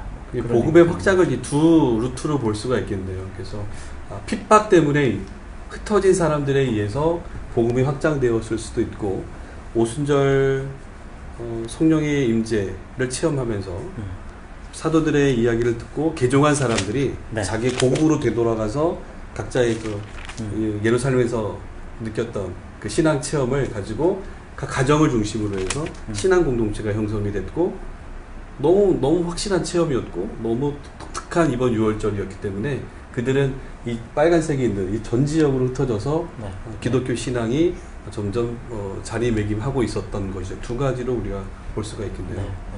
그런 지역에 이제 사도 바울이 복음을 전하면서 기독교인들도 만나고 또 그들을 또 격려하고 위로하면서 교회들을 다 보면 이미 있었던 거예요. 그렇죠. 거기 아마 깜짝 놀랐을 수도 있을 것 같아요. 그 다음에 이제 우리가 한 가지 더 주의 깊게 봐야 되는 사건이 뭐냐면, 이제 이 고넬료에게 베드로가 상당히 늦게 나와요. 이때 이렇게 늦진 않았을 텐데, 대부분 그림을 보면 베드로는 늦게 나오더라고요. 근데 하여튼 이 고넬료 고넬료를 세례해 줬던 예. 이 사건인데 이제 여러분 이 사건에서 우리가 좀 주의 깊게 봐야 되는 게 뭐냐면 하나님을 경외하는 사람들, 이제 영어 표현에 이제 God fearer라고 되어 있는데 이 사람들이 이 고넬료가 대표적으로 하나님을 경외하는 사람이었죠. 그러니까 이게 이제 말하자면 그때 당시에 사회적인 어떤 계층으로 있었어요. 그레코 로마 사회에 특히 이제 그 유대교에 대해서 나름대로 어떤 좋은 감정을 좋은 감정, 그렇죠. 좋은 감정을 가지고 있었던. 그리고 이제 자기들의 그 다신교, 뭐 하여튼 바울이 나중에 얘기하는 알지 못하는 신에게도 절하냐, 뭐 이렇게 얘기했던 그 다신교에 좀 염증을 느끼고 있었던. 그래서 이 유대교만이 독특하게 가지고 있었던 유일신교에 대해서 관심을 좀 가지고 있었던 그레코 로마 사회의 사람들이 유대교에 이제 100% 귀인은 하지 않았지만 회당 주변을 얼쩡거렸는데 이들 중에 이제 몇몇 사람들이 이제 뭐 베드로에 의해서 혹은 뭐 사도 바울에 의해서 회심을 하게 되는 그런 사건들이 있고 그래서 여러분 이 경건한 사람들, 그러니까 하나님을 경외하는 사람들이라고 하는 이 표현을 사도행전을 읽어 내려가실 때 주의 깊게 보셔야 됩니다. 이 표현이 계속해서 나오죠. 이 하나님을 경외하는 그 비시디 안디옥에서도 등장하고 뭐 우리가 그 루디아 같은 사람들 뭐 이런 사람들도 아마 그렇게 볼 수 있을 것 같고. 사도행전 2장에 그 흩어져 있었던 디아스포라 유대인들이 예루살렘으로 유월절을 지키러 왔을 때도 그러면 두 부류의 사람들이 있었다고 봐야 되겠네요. 그러니까 지금 같은 이 하나님을 경외하는 사람들도 있었을 것이고 그런 부류가 있고, 그리고 물론 대부분의 사람들이 이제 일반 유대인들이었겠죠. 그러니까 이렇게 어떻게 보면 한 발 걸치고 살았던 사람들도 유대교 입장에서 보면 그렇죠. 유대인이 되려면 사실은 이 할례를 행해야 되는데 또 그에 회당에서 지키는 모든 전통을 따라 살아야 되는데 그것까지는 너무 부담스럽고. 왜냐면 이제 그 헬라의 귀부인들 같은 경우 남편이 로마의 뭐 고관 대작이고 그런데 내가 유대교에 귀의하기는 좀 그렇고, 근데 이제 유대교에 굉장히 이제 어떤 선대하고 뭐 헌금도 많이 내고 뭐 그래서 회당 짓는 일도 돕고 뭐 그랬던 사람들이었던 거죠. 헬라와 로마 사람들이 섬겨왔던 그 신전에서의 그 일들 되게 이제 좀 많이 부패하고 퇴락했던 모습들에 반해서 유대인들은 굉장히 도덕적이었고 윤리적이면서 그렇게 남을 돌보는 형태들이 아마 이 하나님을 경외하는 사람들을 많이 만들어내지 않았을까. 그래서 그런 사람들이 결국은 나중에 바울의, 뭐 베드로도 마찬가지지만 바울의 바나바의 설교를 듣고 와, 그 예수가 누구야? 라고 하는 것을 빨리 이제 이렇게 받아들이게 된 일종의 이제 그런 사람들이 선교의 그 교도보 같은 그런 역할을 했던 사람들이다. 준비된 사람들이라고 볼 수 있겠네요. 그렇게 볼 수 있을 것 같다. 그래서 우리가 이제 사도행전을 읽어 내려가면서 이제 두 번째 국면 바울 얘기 이제 하게 되죠, 결국은. 이 예수님께서 이 앞부분에서 정리를 한다고 그러면 예수님이 제자들을 다시 찾아가셔서 부르셨고 그 다음에 십자가에 죽으셨으나 다시 살아나신 부활하신 것을 너희가 똑똑하게 기억하고 그거를 몸으로 체험한 다음에 이것을 전해달라. 복음의 증인으로 세움받은 이들, 그것이 이제 교회의 사명인 것이고 그렇게 1장부터 5장, 10장까지 다양한 제자들과 사도들을 통해서 복음은 땅끝의 시작점이었던 예루살렘 한복판에서부터 유대와 사마리아와 쭉 흩어져가는, 그리고 심지어는 그 외적까지 전개되어가는 모습을 볼 수 있는. 근데 그 어간에 이제 이 바울이 그렇죠. 등장해요. 네. 로마에서 찍으신 건가요? 이건 뭐 제가 주워왔어요. 제가 찍은 거, 이거 찍으려면 뭐 사다리 차 타고 올라가서 찍어야 돼. 이제 우리가 생각해 볼 인물은 이제 바울이죠. 역시 이렇게 박해로 인해서 또 혹은 예루살렘에 들어와 있었던 디아스포라 유대인들, 경건한 이들을 통해서 복음은 확장되었습니다만 초대교회의 성장과 확장에서 빼놓을 수 없는 인물은 역시 바울이기 때문에 이제는 바울에 대한 이야기를 좀 우리가 해보겠습니다. 바울은 이제 이방인의 사도로 부름을 받았는데 이거는 젊은 바울. 네, 대머리가 아니에요. 우리가 이제 볼 수 있게. 대머리가 아니에요. 이 다메섹으로 가는 그 길목에서 이제 회심을 하게 되는. 저도 사진을 찾아봤는데 굉장히 많더라고요. 인터넷상에 나와 있는 그림. 미켈란젤로도 그린 것도 있고. 뭐. 네. 근데 저는 이제 다메섹으로 가는 이 사울을 보면서 그 많은 지역이 있었을 때 왜 이 사울은 다메섹으로 갔을까라는 것도 좀 그러니까 이제 그 바울 근데 이때는 사울이죠. 이제 사울이 이제 아까 우리가 이제 5장 이렇게 넘어가면서 이제 그 스데반이 죽는 걸 당연하게 여기고 네. 그리고 이제 천하의 그리스도인들을 다 잡아들이기로 작정을 하고 이제 이 젊은이가 말하자면 원대한 비전을 품은 거죠. 그렇죠. 내가 그리스도인들을 다 잡아 죽이겠다. 이게 이제 자기의 커다란 비전이 돼가지고 원래 이 사람이 바리새인이잖아요. 네. 그런데 여러분 성경에 보시면 사도행전에 보시면 이 자기하고 이렇게 별로 친하지 않은 제사장 사두개인이었던 제사장한테 가서 증서를 받아요. 내가 디아스포라 유대인들 중에 그리스도인들을 좀 잡아들일 수 있도록 그 허락을 하는 그 증서를 좀 달라. 그게 왜 그러냐면 이 로마의 역사의 기록에 남아 있습니다. 그러니까 유대인들의 문제에 관련된 최종 처결권은 그가 십자가에 처형되는 것이 아닌 한에 그냥 자체적인 민족의 안에서의 문제의 최종 처결권은 대제사장에게 부여한다. 라고 하는 게 다름 아니라 율리우스 카이사르, 시저가 내린 칙령이었어요. 그래가지고 그것에 근거해서 바울은 그거 알고 있었던 거죠. 그러니까 바울이 그것에 근거해서 대제사장한테 가서 내가 그거 할게. 대제사장 입장에서야 뭐 그래 그렇게 해주면 나야 좋지. 내가 코 안 풀어도 되니까. 그래서 이제 바울이 나가게 된 거죠. 공식적인 명분을 가지고 그렇죠. 예, 다메섹으로 향했겠네요. 그 다메섹으로 간 이유 중에는 이제 몇 가지가 있는데 사실은 다메섹에 자기하고 같은 부류의 그 바리새파들이 거기 좀 있었어요. 바리새파들이. 그러니까 기원전 한 100년 어간에 알렉산더 얀네우스가 하스모니아 때 다스릴 때 이 알렉산더 얀네우스가 그 바리새파를 많이 중용했어요. 초창기에 그 하스모니아 왕가가 원래는 이 하스팀이라고 부르는 걔네들하고 같이 마카비 운동도 같이 했고 그래서 이제 이 사람들을 많이 이제 중앙에 등용을 많이 하는데 이 바리새파가 꼬장꼬장한 원리주의잖아요. 그러니까 너무 이제 정치하는데 마음에 안 드는 거예요. 그래가지고 자꾸 밀어내고 신흥 귀족이라고 등장한 게 누구냐면 사두개파였죠. 그래서 이 사두개파를 많이 중용하는데 이 기원 103년경에 알렉산더 얀네우스 때 바리새파 사람들을 어느 날 밤에 사두개파 사람들과 잔치하는 자리에서 나머지 바리새파 사람들을 일거에다 숙청합니다. 그래서 그 일가족들이 도망간 곳이 어디냐면 다메섹이에요.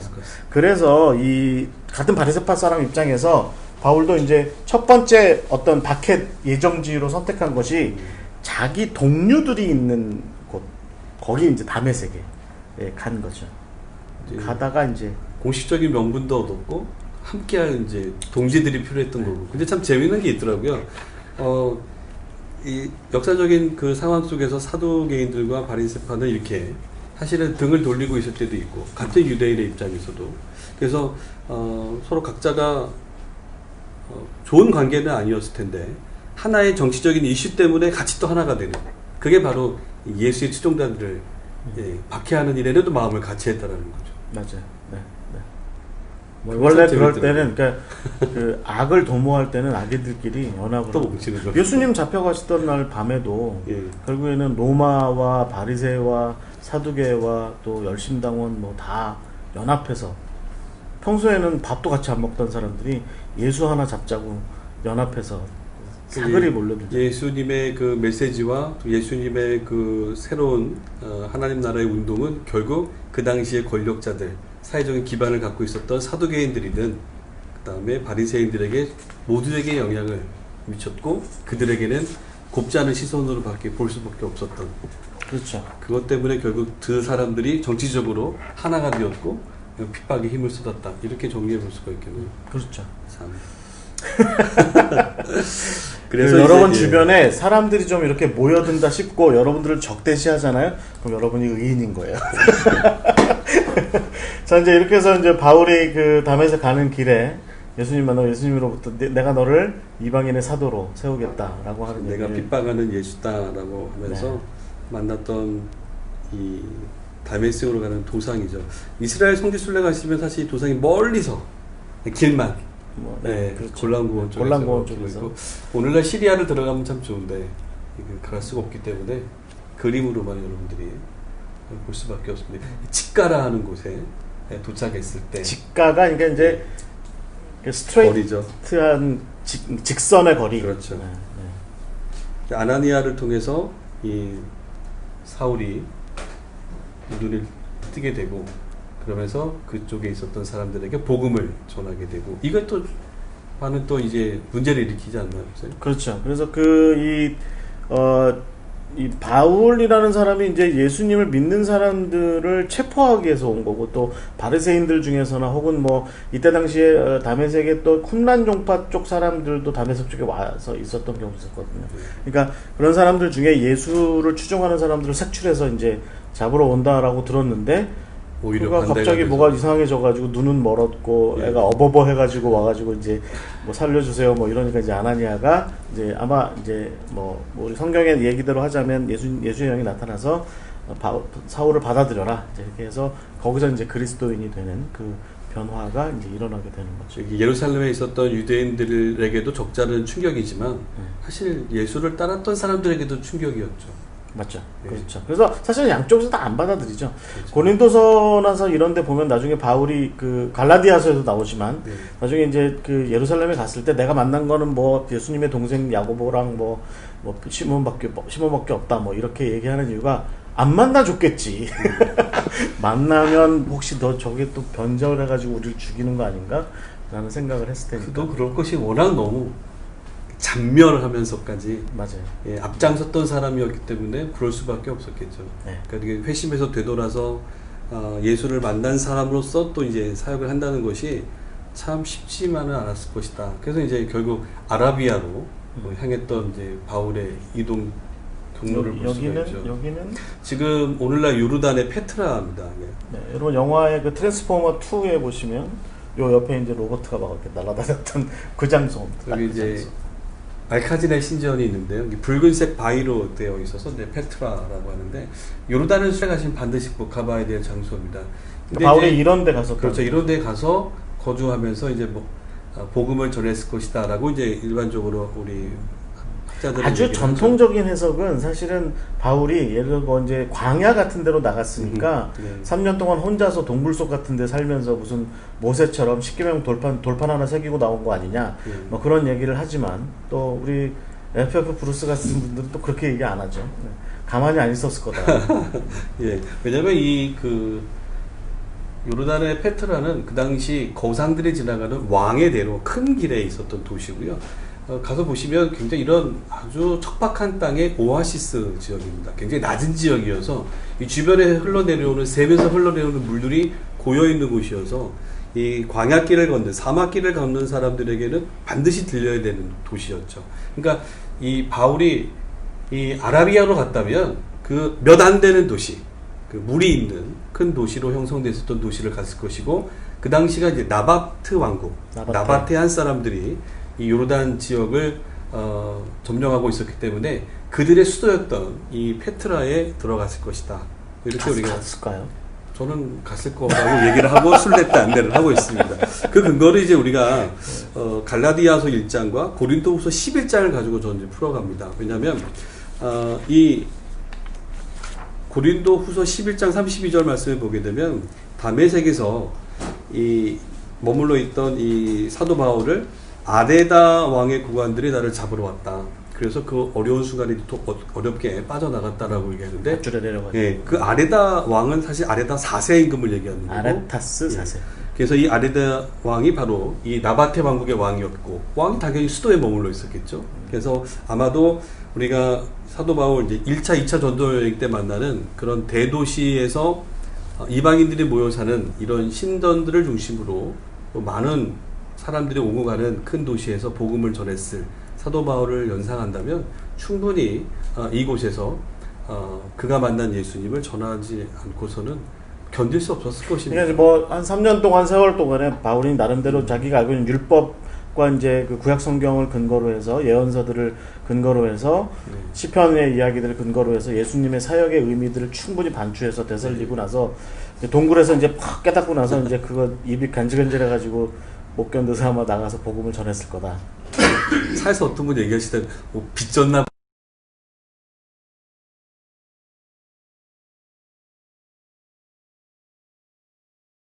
이제 그 원형 극장이 발견되고요. 그 놀라운 그 안쪽에 교회들이 발견됩니다. 신전이 교회로 바뀌어 있었다는 사실이죠. 그러면 디아스포라 유대인들, 회심해서 예수를 믿은 사람들도 있었겠지만 누군가는 여기 와서 복음을 전했을 것이고 바울이다. 예. 그때문에 그 흔적이 남아 있을 것이다.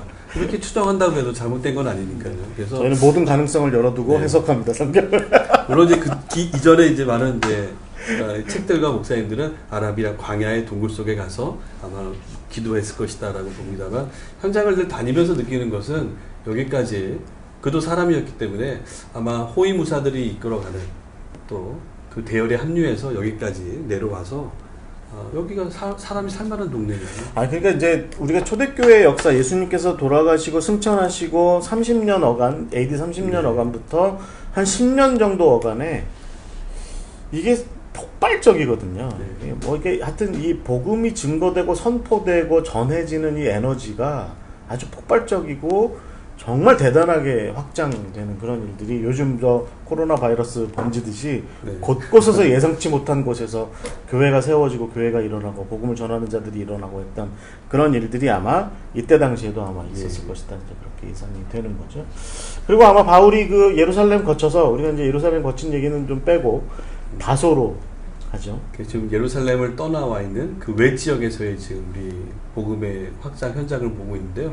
이 문이 이제 클레오파트라의 문이라고 하는 곳입니다. 사도 바울의 이제 이야기를 풀 때는 이제 여기서부터 진행을 하는 거죠. 여기가 이제 바로 다소를 얘기하는 거죠.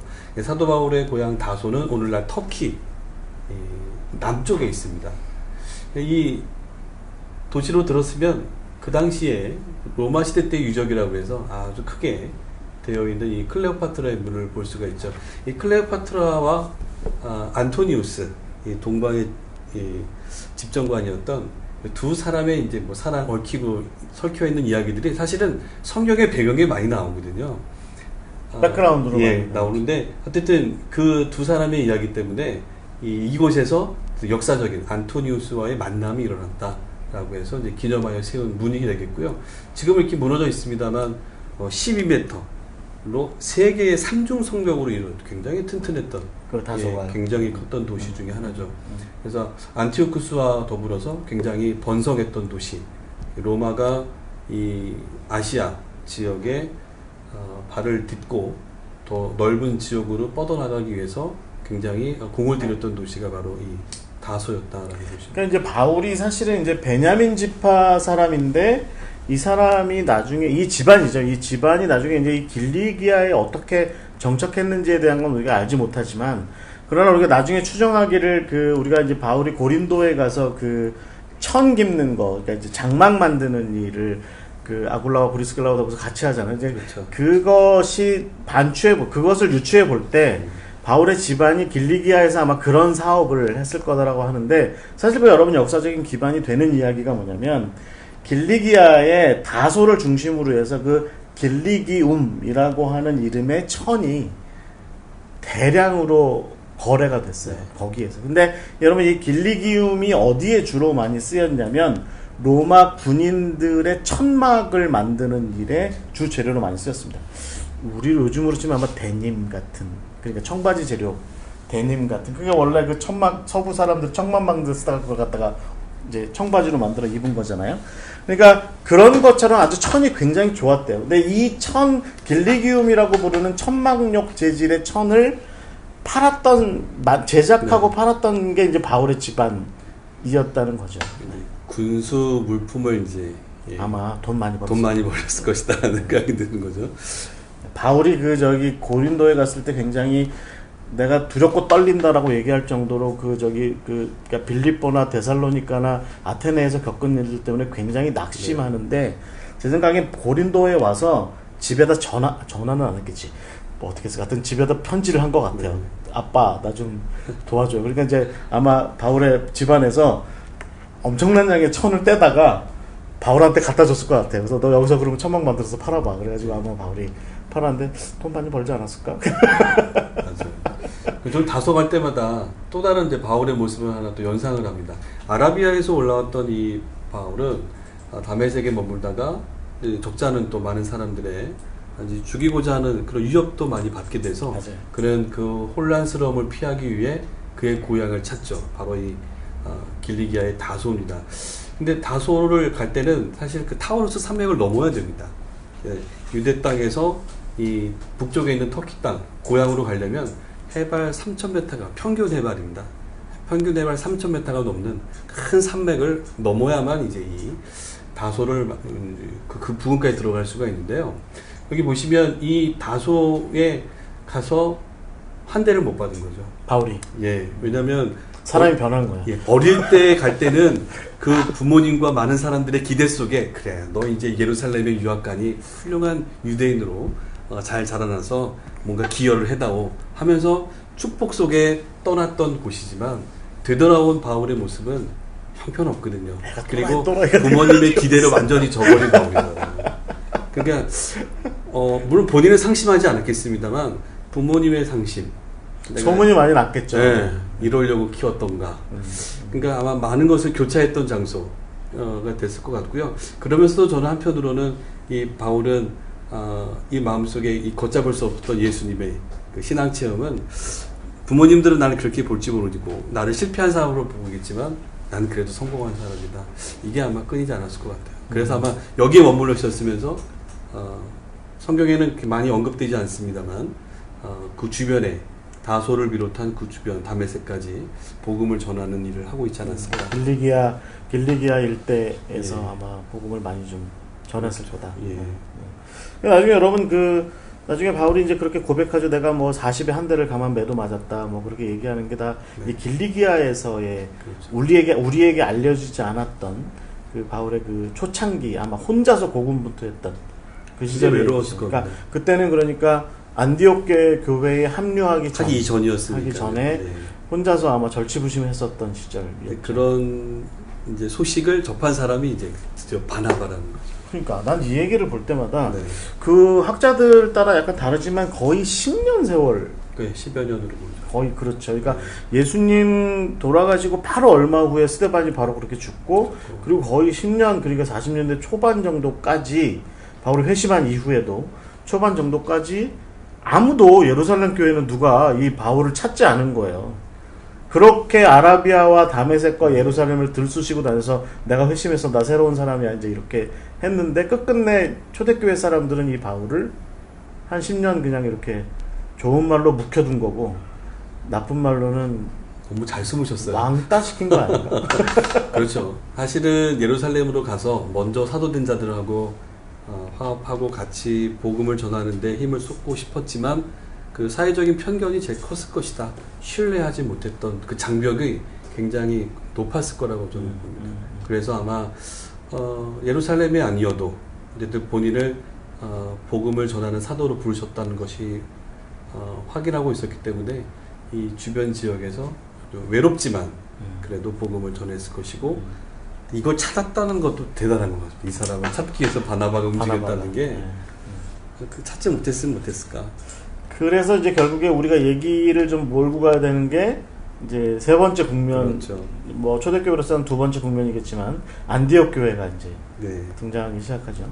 그래서 이제 그 구브로 또 이제 출신의 전도자들 또 구레네 지역에서 예수를 믿었던 사람들이 대거 이 시리아에 있는 안디옥으로 몰려들기 시작하는 거죠. 그래서 굉장히 많은 디아스포라 유대인들이 그리고 그 안에는 개종한 많은 유대인들이 모여들어서 회당 중심으로 지켜갔던 유대인들도 있지만 교회를 세워서 신앙 공동체를 운영해 갔던 곳이 바로 이 안디옥이죠. 네. 지금 보는 이 사진이 이제 오늘날 순례를 가시면 만날 수 있는 유일한 계시입니다.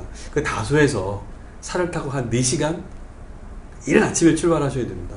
다소에서 새벽같이 출발하면 점심때 만나는 곳이 여기죠.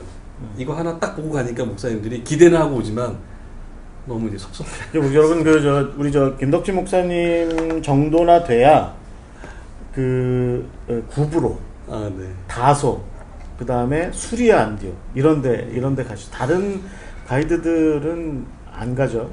가이드들이 가겠다고 가는 게 아니라 사실은 이 일정대로 진행을 해야 되는데 기획 단계에서 이 수리아 안디옥을 웬만하면 배제합니다. 이유는 위험하다라는 거죠. 사실 좀 위험하긴 합니다. 시리아의 이제 IS 때문에 되게 어려웠는데 최근에는 이제 많이 들어가기 시작하는 거죠. 조금씩 이제 안전에 문제가 없어서 저도 한 두세 번 다녀왔는데 크게 문제가 없었습니다. 그래서 장시간 차를 타고 꼭 가야 할 장소가 저는 여기라고 이제 믿는 거죠. 그렇죠. 이제 지금 이 보이는 교회는 베드로의 동굴기념교회라고 소개되고 있고 비잔틴 시대에 지어놓은 예배당인데요. 이 안으로 들어가면 그 한 1km 정도 동굴이 형성되어 있습니다. 그런 걸 봤을 때 초대 2, 3세기 때 아마도 극심한 기독교인의 핍박이 있을 때 동굴로 숨어 들어갔던 그 당시 현장의 모습을 그대로 볼 수가 있죠. 저는 좀 흥미로운 게 네. 안디옥 교회 여러분 이 수리아 안디옥 교회의 역사가 있어요. 근데 이제 여기가 이제 레바논이나 시리아 정교회 쪽에 속해 있는 그 교구로 속해 있는 그 교회인데 이 교회의 역사를 보면 그 교회의 이제 말하자면 지도자, 그러니까 초대 감독이 누구냐, 이제 뭐 1대 감독, 2대 감독 쭉 써 있는데 여러분 1대 감독을 누구라고 상상하십니까? 이 수리아 안디옥 교회 1대 감독은 우리가 처음 상상할 때는 바나바나 그렇죠. 아니면 뭐 바울이나 뭐 마나엔이나 뭐 이런 사람을 상상할 수 있는데 1대 감독은 베드로입니다. 베드로. 2대 감독이 이그나티우스인가 그래요. 그러니까 이게 저는 아까도 제가 사마리아에서도 말씀드렸지만 빌립이 열심히 복음 전하고 나니까 베드로하고 요한이 가가지고 확인차 가가지고서 세례는 자기네가 가서 베풀어. 그 다음에 여기 안디옥도 보면 나중에 바나바랑 그 바울이랑 열심히 그 사역 열심히 해가지고 저기 사울의 젖동생 마나엔 뭐 이런 사람들이 열심히 사역해가지고 교회를 어떻게 좀 세워놓으니까 예루살렘 교회에서 파송하잖아요. 그때 베드로가 가거든요. 저희가 배울 때는 이제 그 사도적 권위 때문에 아마도 이 12 제자들이 가서 세례를 베풀지 않았을까 생각을 해봅니다. 제가 보기엔 초대교회도 그렇게 녹록치 않았어요. 요즘 한국 교회가 녹록치 않다고 얘기하는데 초대교회도 녹록치 않았죠. 어찌됐든 이 지역은 이 베드로를 비롯해서 예루살렘에 이제 그 스데반 이후에 또 핍박이 또 이제 진행이 되잖아요. 야고보 사도들이 이제 순교를 하게 되면서 그 중간에 40년경, 60년경에 많은 예수님의 제자들이나 신앙인들이 대거 몰려온 지역들 중에 하나가 바로 그러니까 이제 예루살렘 교회가 그 헤롯 아그리파 1세 때 핍박이 좀 있었고 그 다음에 이제 점점 유대교하고도 이제 척을 지는 경향이 강해졌고 뭐 여전히 그 예수님 동생 야고보는 성전이랑 좋은 관계를 유지하려고 하는 애를 많이 썼지만 그럼에도 이제 바울에 의해서 주도되는 이제 소위 말해서 세계화된 기독교는 점점 예루살렘 중심으로부터 좀 멀어지는 거죠. 그리고 실질적으로 역사적으로도 예루살렘은 점차 이제 유대 전쟁 그 예루살렘 AD 70년 전쟁으로 점차 그 분위기로 이제 좀 몰려가서 반로마적인 상황으로 자꾸 치달아가고 상징적으로만 예루살렘 교회가 남는다면 실제적으로 이제 그 복음이 예루살렘 교회가 진행했던 사역의 모습들은 사실 이 안디옥 교회를 통해서 또 확장이 되어가는 거죠. 그래서 이 다소에 머물러 있던 바울을 이 바나바가 데려와서 이 교회에 함께하는 공동 목회 현장에 같이 하게 되었고 교사로 함께 사역했다 이렇게 이제 사도행전 11장에서는 언급해 주고 있잖아요. 그래서 이 안디옥 교회는 큰 부흥을 맞이하게 되고 비로소 이 처음으로 그리스도인이라 일컬음을 받았던 지역이 바로 이 안디옥 교회죠. 이 안디옥은요, 이게 이제 우리 아까 이제 예루살렘은 한 평균 거주민이 한 25,000에서 4만 명. 그 다음에 이제 이 안디옥은 그 전에 로마는 100만 명. 이때 당시에 안디옥은 50만 명. 그 50만 명이면 뭐 그때 당시 지금부터 2000년 전인데 엄청나게 큰 도시. 그래서 안디옥은 로마 제국의 동방에서 아마 알렉산드리아하고 거의 버금가게 굉장히 큰 도시로 자리 잡았던 맞습니다. 그런 도시였고 거기서 이제 교회가 국제적인 맥락에서 교회가 시작이 된 거죠. 그러니까 로마 제국의 큰 3대 도시를 꼽으라면 역시 로마, 알렉산드리아, 이 수리아 안디옥이죠. 네. 그러니까 이런 아주 큰 도시를 중심으로 해서 초기 기독교의 복음은 확장되어져 갖고 자리매김을 하는 거죠. 그리고 나서 이제 우리가 잘 알고 있는 것처럼 바울과 바나바가 이제 이방인의 사도로서 본격적으로 안디옥 교회에서 파송을 받아서 사역을 시작하자. 1, 2차 전도행 한번 좀 볼 때보다 느끼지만 사진 잘 구하셨어요. 지도를. 루트 좀 알려주세요.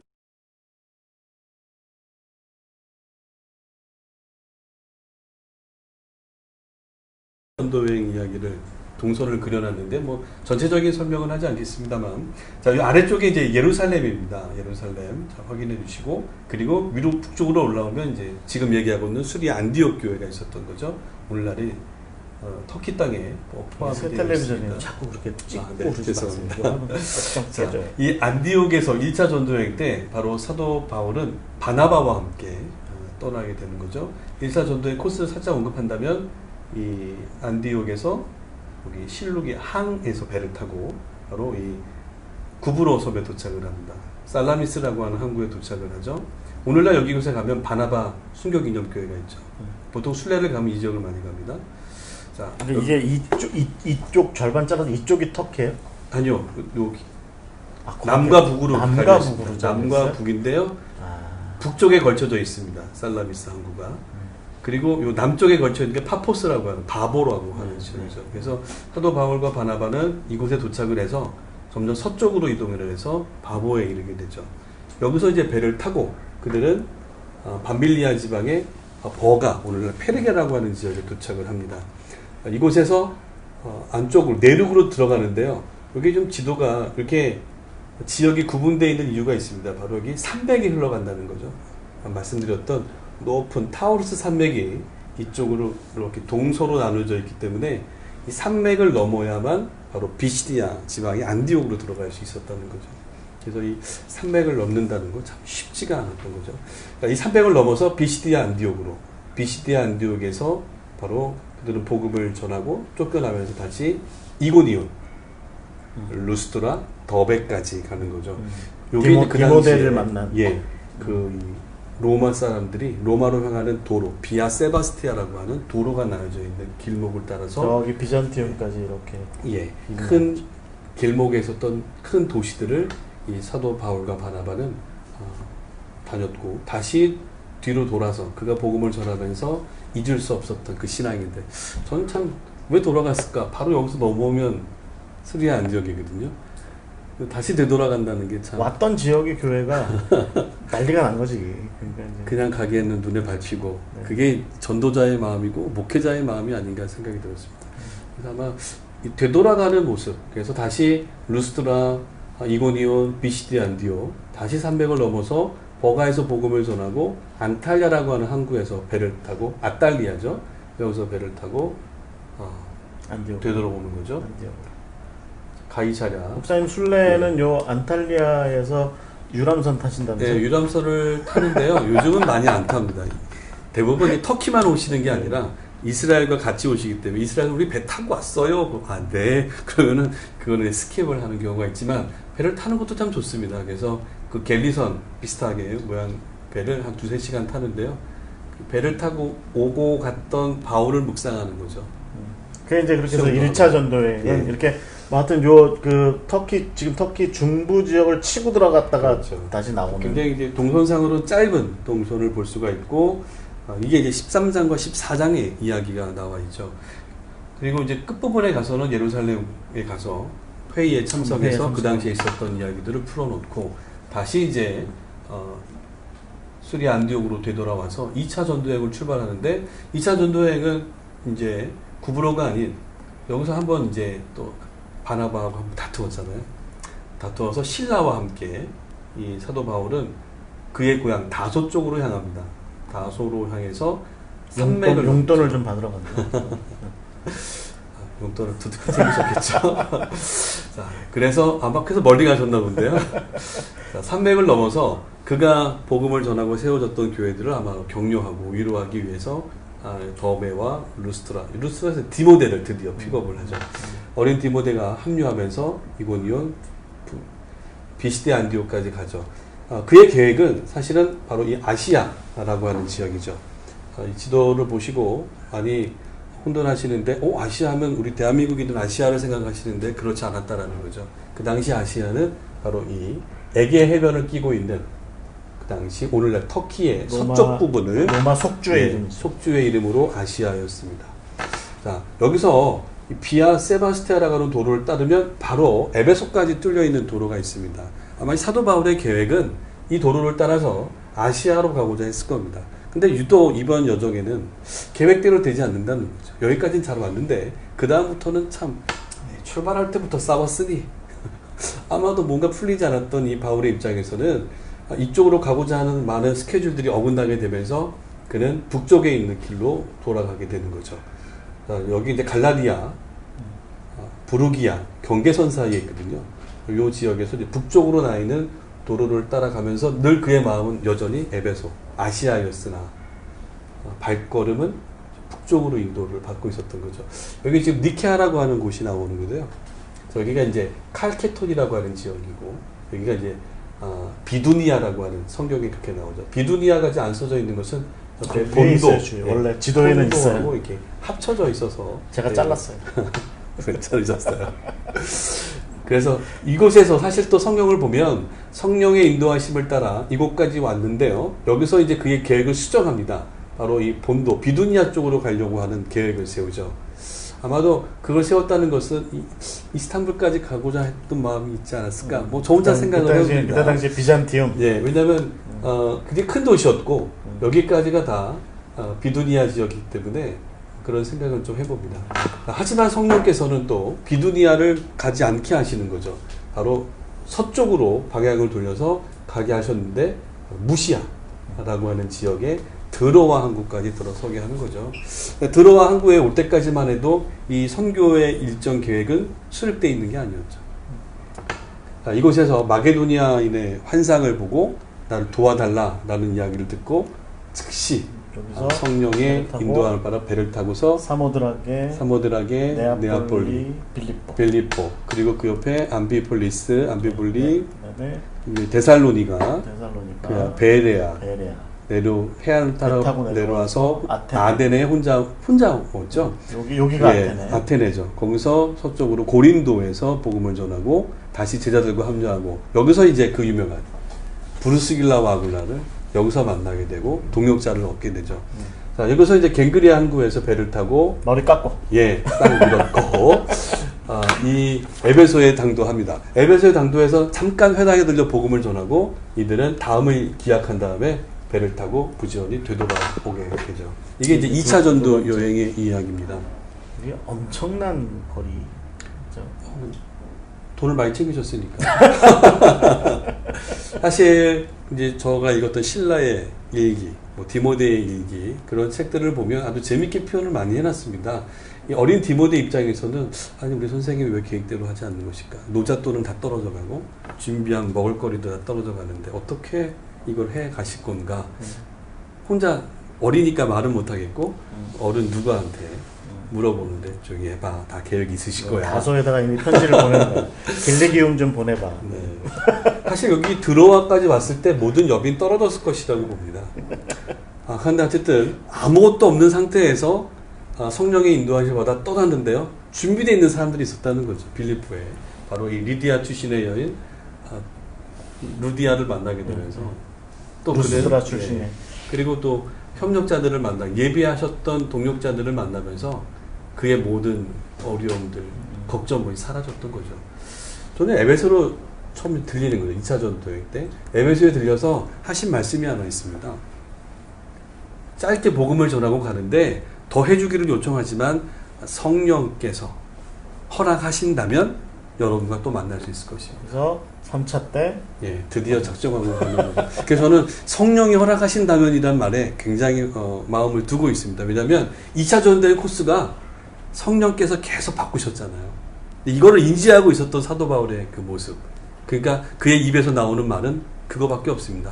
하나님이 허락하셔야만 되는 겁니다. 아무리 계획을 세우고 풀어간다 해도 하나님이 성령이 인도하지 않으면 할 수 없다는 걸 저는 이제야 깨달았습니다. 그게 자꾸 은혜스러운 쪽으로 끌어가지 않기로 이게 이제 현장에서 또 빠져나가는 거죠. 자, 이게 이제 3차 전도여행이죠. 3차 전도여행 때 보시면 안디옥을 출발해서 또 노잣돈 탱기로 다소 들렸네. 좋았거든요. 왜냐하면 유럽까지 가려면 돈 좀 필요합니다. 물론 교회가 많은 것을 지원했겠죠. 자, 고향을 지나서 아마도 이 타우르스 산맥을 넘어서 그가 세웠던 교회들을 둘러보고 비시디아 안디옥에서 바로 비아 세바스티안 파묵칼레.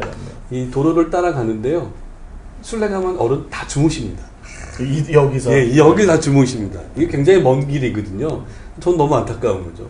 이게 바울이 걸었던 길인데, 여기서 주무시다니.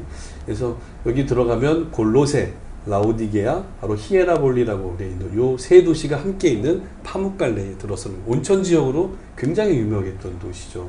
자, 여기를 지나서 온천하고 가셨을까? 뭐 생각도 해봅니다만, 여기를 지나서 에베소까지 들어가셔서 에베소에서 거의 회당에서 3개월 정도 복음 전하시고 그 나머지 시간은 두란노라고 한 사람의 집에서 제자들을 양성하셨죠.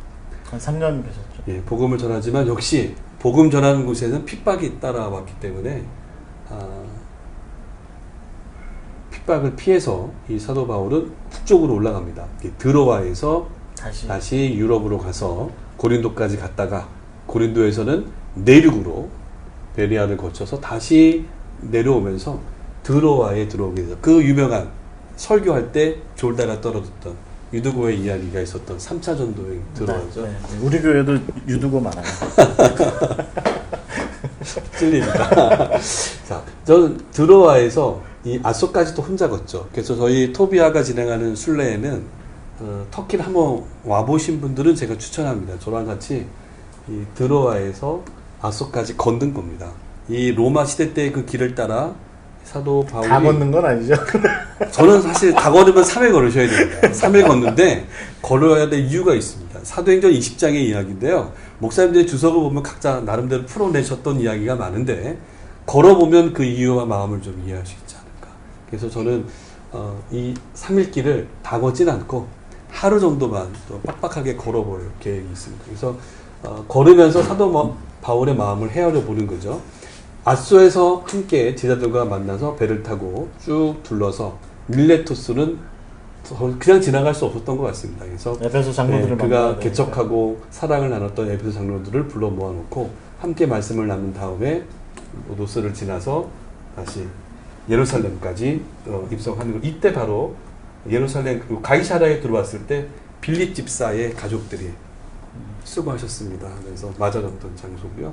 예루살렘에 가서 그는 드디어 묶이는, 잡히는 이야기. 나중에 이제 우리가 이 그리스 쪽에 대해서 이제 얘기를 나눌 때, 그때 이제 바울이 이제 로마로 갔던 이야기도 좀 나중에 그러니까 사도행전 후반부 얘기도 좀 다루기로 하고요. 아까 1차 전도회 중에 우리가 이야기를 좀 많이 못 나눴는데, 저희가 이제 점심시간이 다 돼서 그러셨군요. 예. 네. 또 나중에 우리가 터키를 하면서 또 말씀을 나누죠. 정리를 좀 한번 해보시면. 예. 결국 예루살렘에서 엄청난 얘기를 지금 풀어가셔야 되는. 예. 이 복음의 확장의 이야기를 우리가 좀 들으셨는데요. 이 사도 바울 한 사람이었지만 하나님은 한 사람을 통해서 예수님을 통해서 우리를 이 땅의 구원의 은혜를 길을 여셨다면 준비된 제자들 또 바울을 통해서 구원의 확장, 복음의 확장을 이뤄 놓으셨고 그 은혜가 우리께 임했다고 있는 거죠. 그래서 이 출애굽기의 말씀 같이 한번 보이십니까? 근데 같이 한번 읽어보시겠습니까? 세계가 다 내게 속하였나니 너희가 내 말을 잘 듣고 내 언약을 지키면 너희는 모든 민족 중에서 내 소유가 되겠고 너희가 내게 대하여 제사장 나라가 되며 거룩한 백성이 되리라. 너는 이 말을 이스라엘 자손에게 전할지니라. 아멘. 율법에 또 구약 성서에 익숙했던 또 잘 이해했던 이 바울은 아마도 그 말씀을 예수를 통해서 다시 한번 새롭게 오늘 하나님의 백성들, 저도 성경 여행에서 그렇게 다뤘지만 하나님의 백성들이라고 하는 것은 결국 세상을 향한 중보자의 나라, 그렇죠. 로서 세워지는 것이 합당한데 이스라엘이 이제 유대인들이 그 역할을 잘 하지 못하게 됐고 예수님께서 새로운 이스라엘을 세우셨고 그 일에 이제 사도들이 그 세계를 하나님께로 예수 그리스도의 십자가 앞으로 인도하는 어떤 중보자로서의 제사장 나라로서의 역할을 감당하게 된다. 그런 그래서 예루살렘에서 시작된 복음의 증인으로 부름받은 그 공동체, 그게 사실은 교회의 역할인 거고 다시 한번 교회를 되짚어 보는 거죠. 그 일을 위해서 부름받았고 세워진 교회는 역시 제자들과 사도 바울 이런 초대교회 사역자들을 통해서 확장이 됐고 오늘 우리까지 연결이 된 거죠.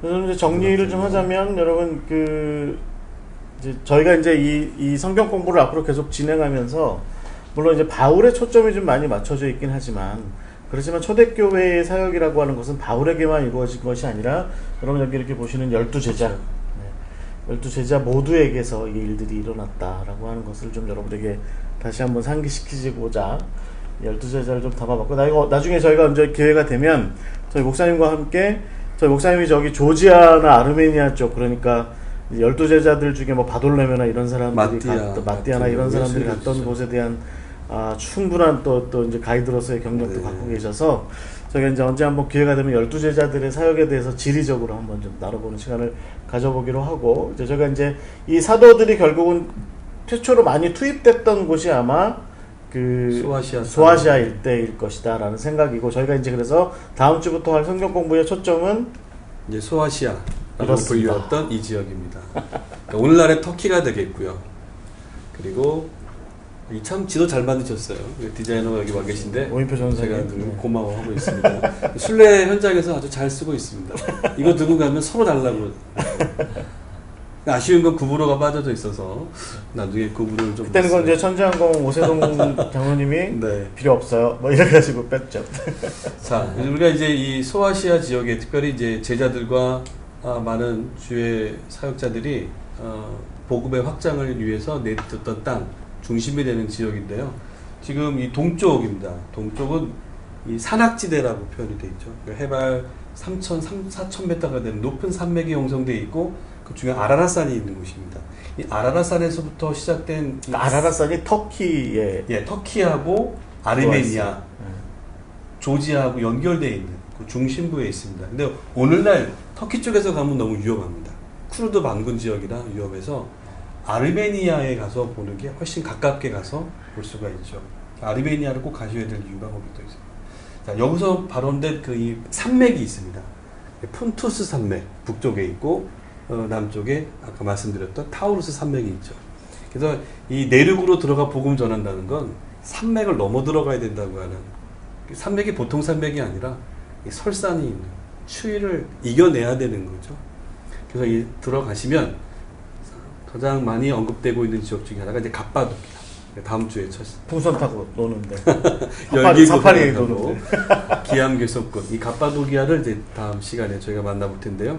갑바도기아 그리고 이제 남쪽으로 내려오면 오늘 잠깐 얘기 나눴던 수리아 안디옥 그리고 그 위로 나오면 이제 다소가 있고요.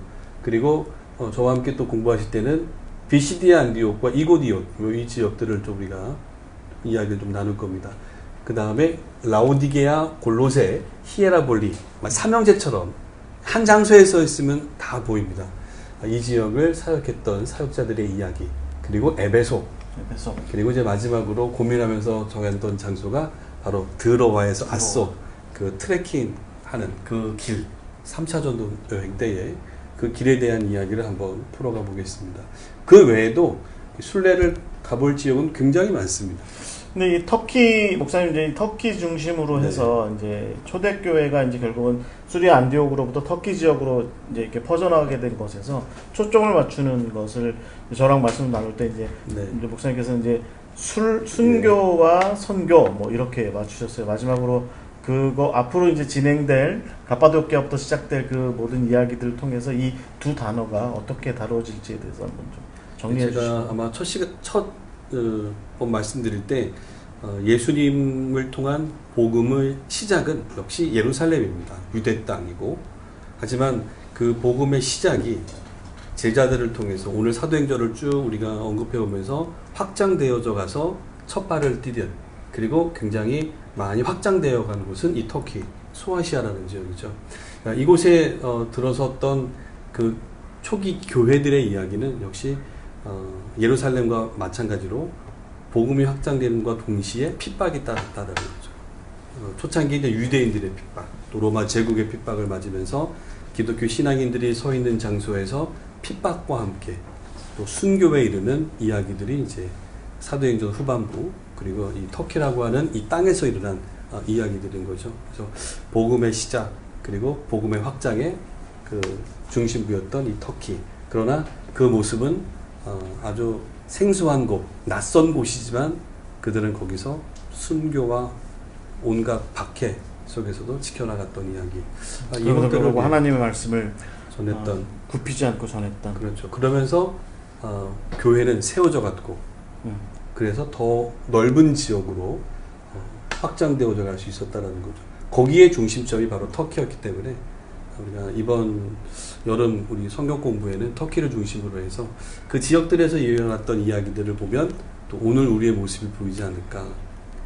그러니까 저희가 오늘 이야기를 나누면서 계속 초점을 맞췄던 포인트가 결국은 아주 초반부부터 박해라고 하는 상황은 있었다. 그렇죠. 그런데 그럼에도 불구하고 그 박해라고 하는 것은 그래서 흩어질 수밖에 없었던 교회는 결국은 그것이 선교의 굉장히 중요한 맥락이 됐고, 네. 그러니까 그 박해의 와중에도 하나님의 말씀을 전하는 일들은 흩어져 하나님의 말씀을 전하는 일들은 꾸준히 일어났다. 그럼에도 불구하고 끊임없이 복음의 증인으로서의 사역을 감당했다. 저는 그렇게 결론을 짓고 또 다음 주로 넘어가고 싶습니다. 역시 한 사람으로 세워지던 또 공동체로 형성되던 교회는 복음의 증인의 역할인 거죠. 그렇게 해서 세워졌는데 과연 그 역할을 잘 감당하고 있는지 이 부분을 우리가 들여다볼 수 있는 것이 이제 이 지명으로 또 역사로 풀어가는 성소의 땅에서의 이야기겠죠. 저 혼자 할 때도 12시 10분 넘어까지 하게 되는 경향이 많았는데 그래서 저는 오늘은 사실 목사님이랑 하면 1시간 10분 정도는 끝나지 않을까 싶었는데 목사님도 저만큼이나 죄송합니다.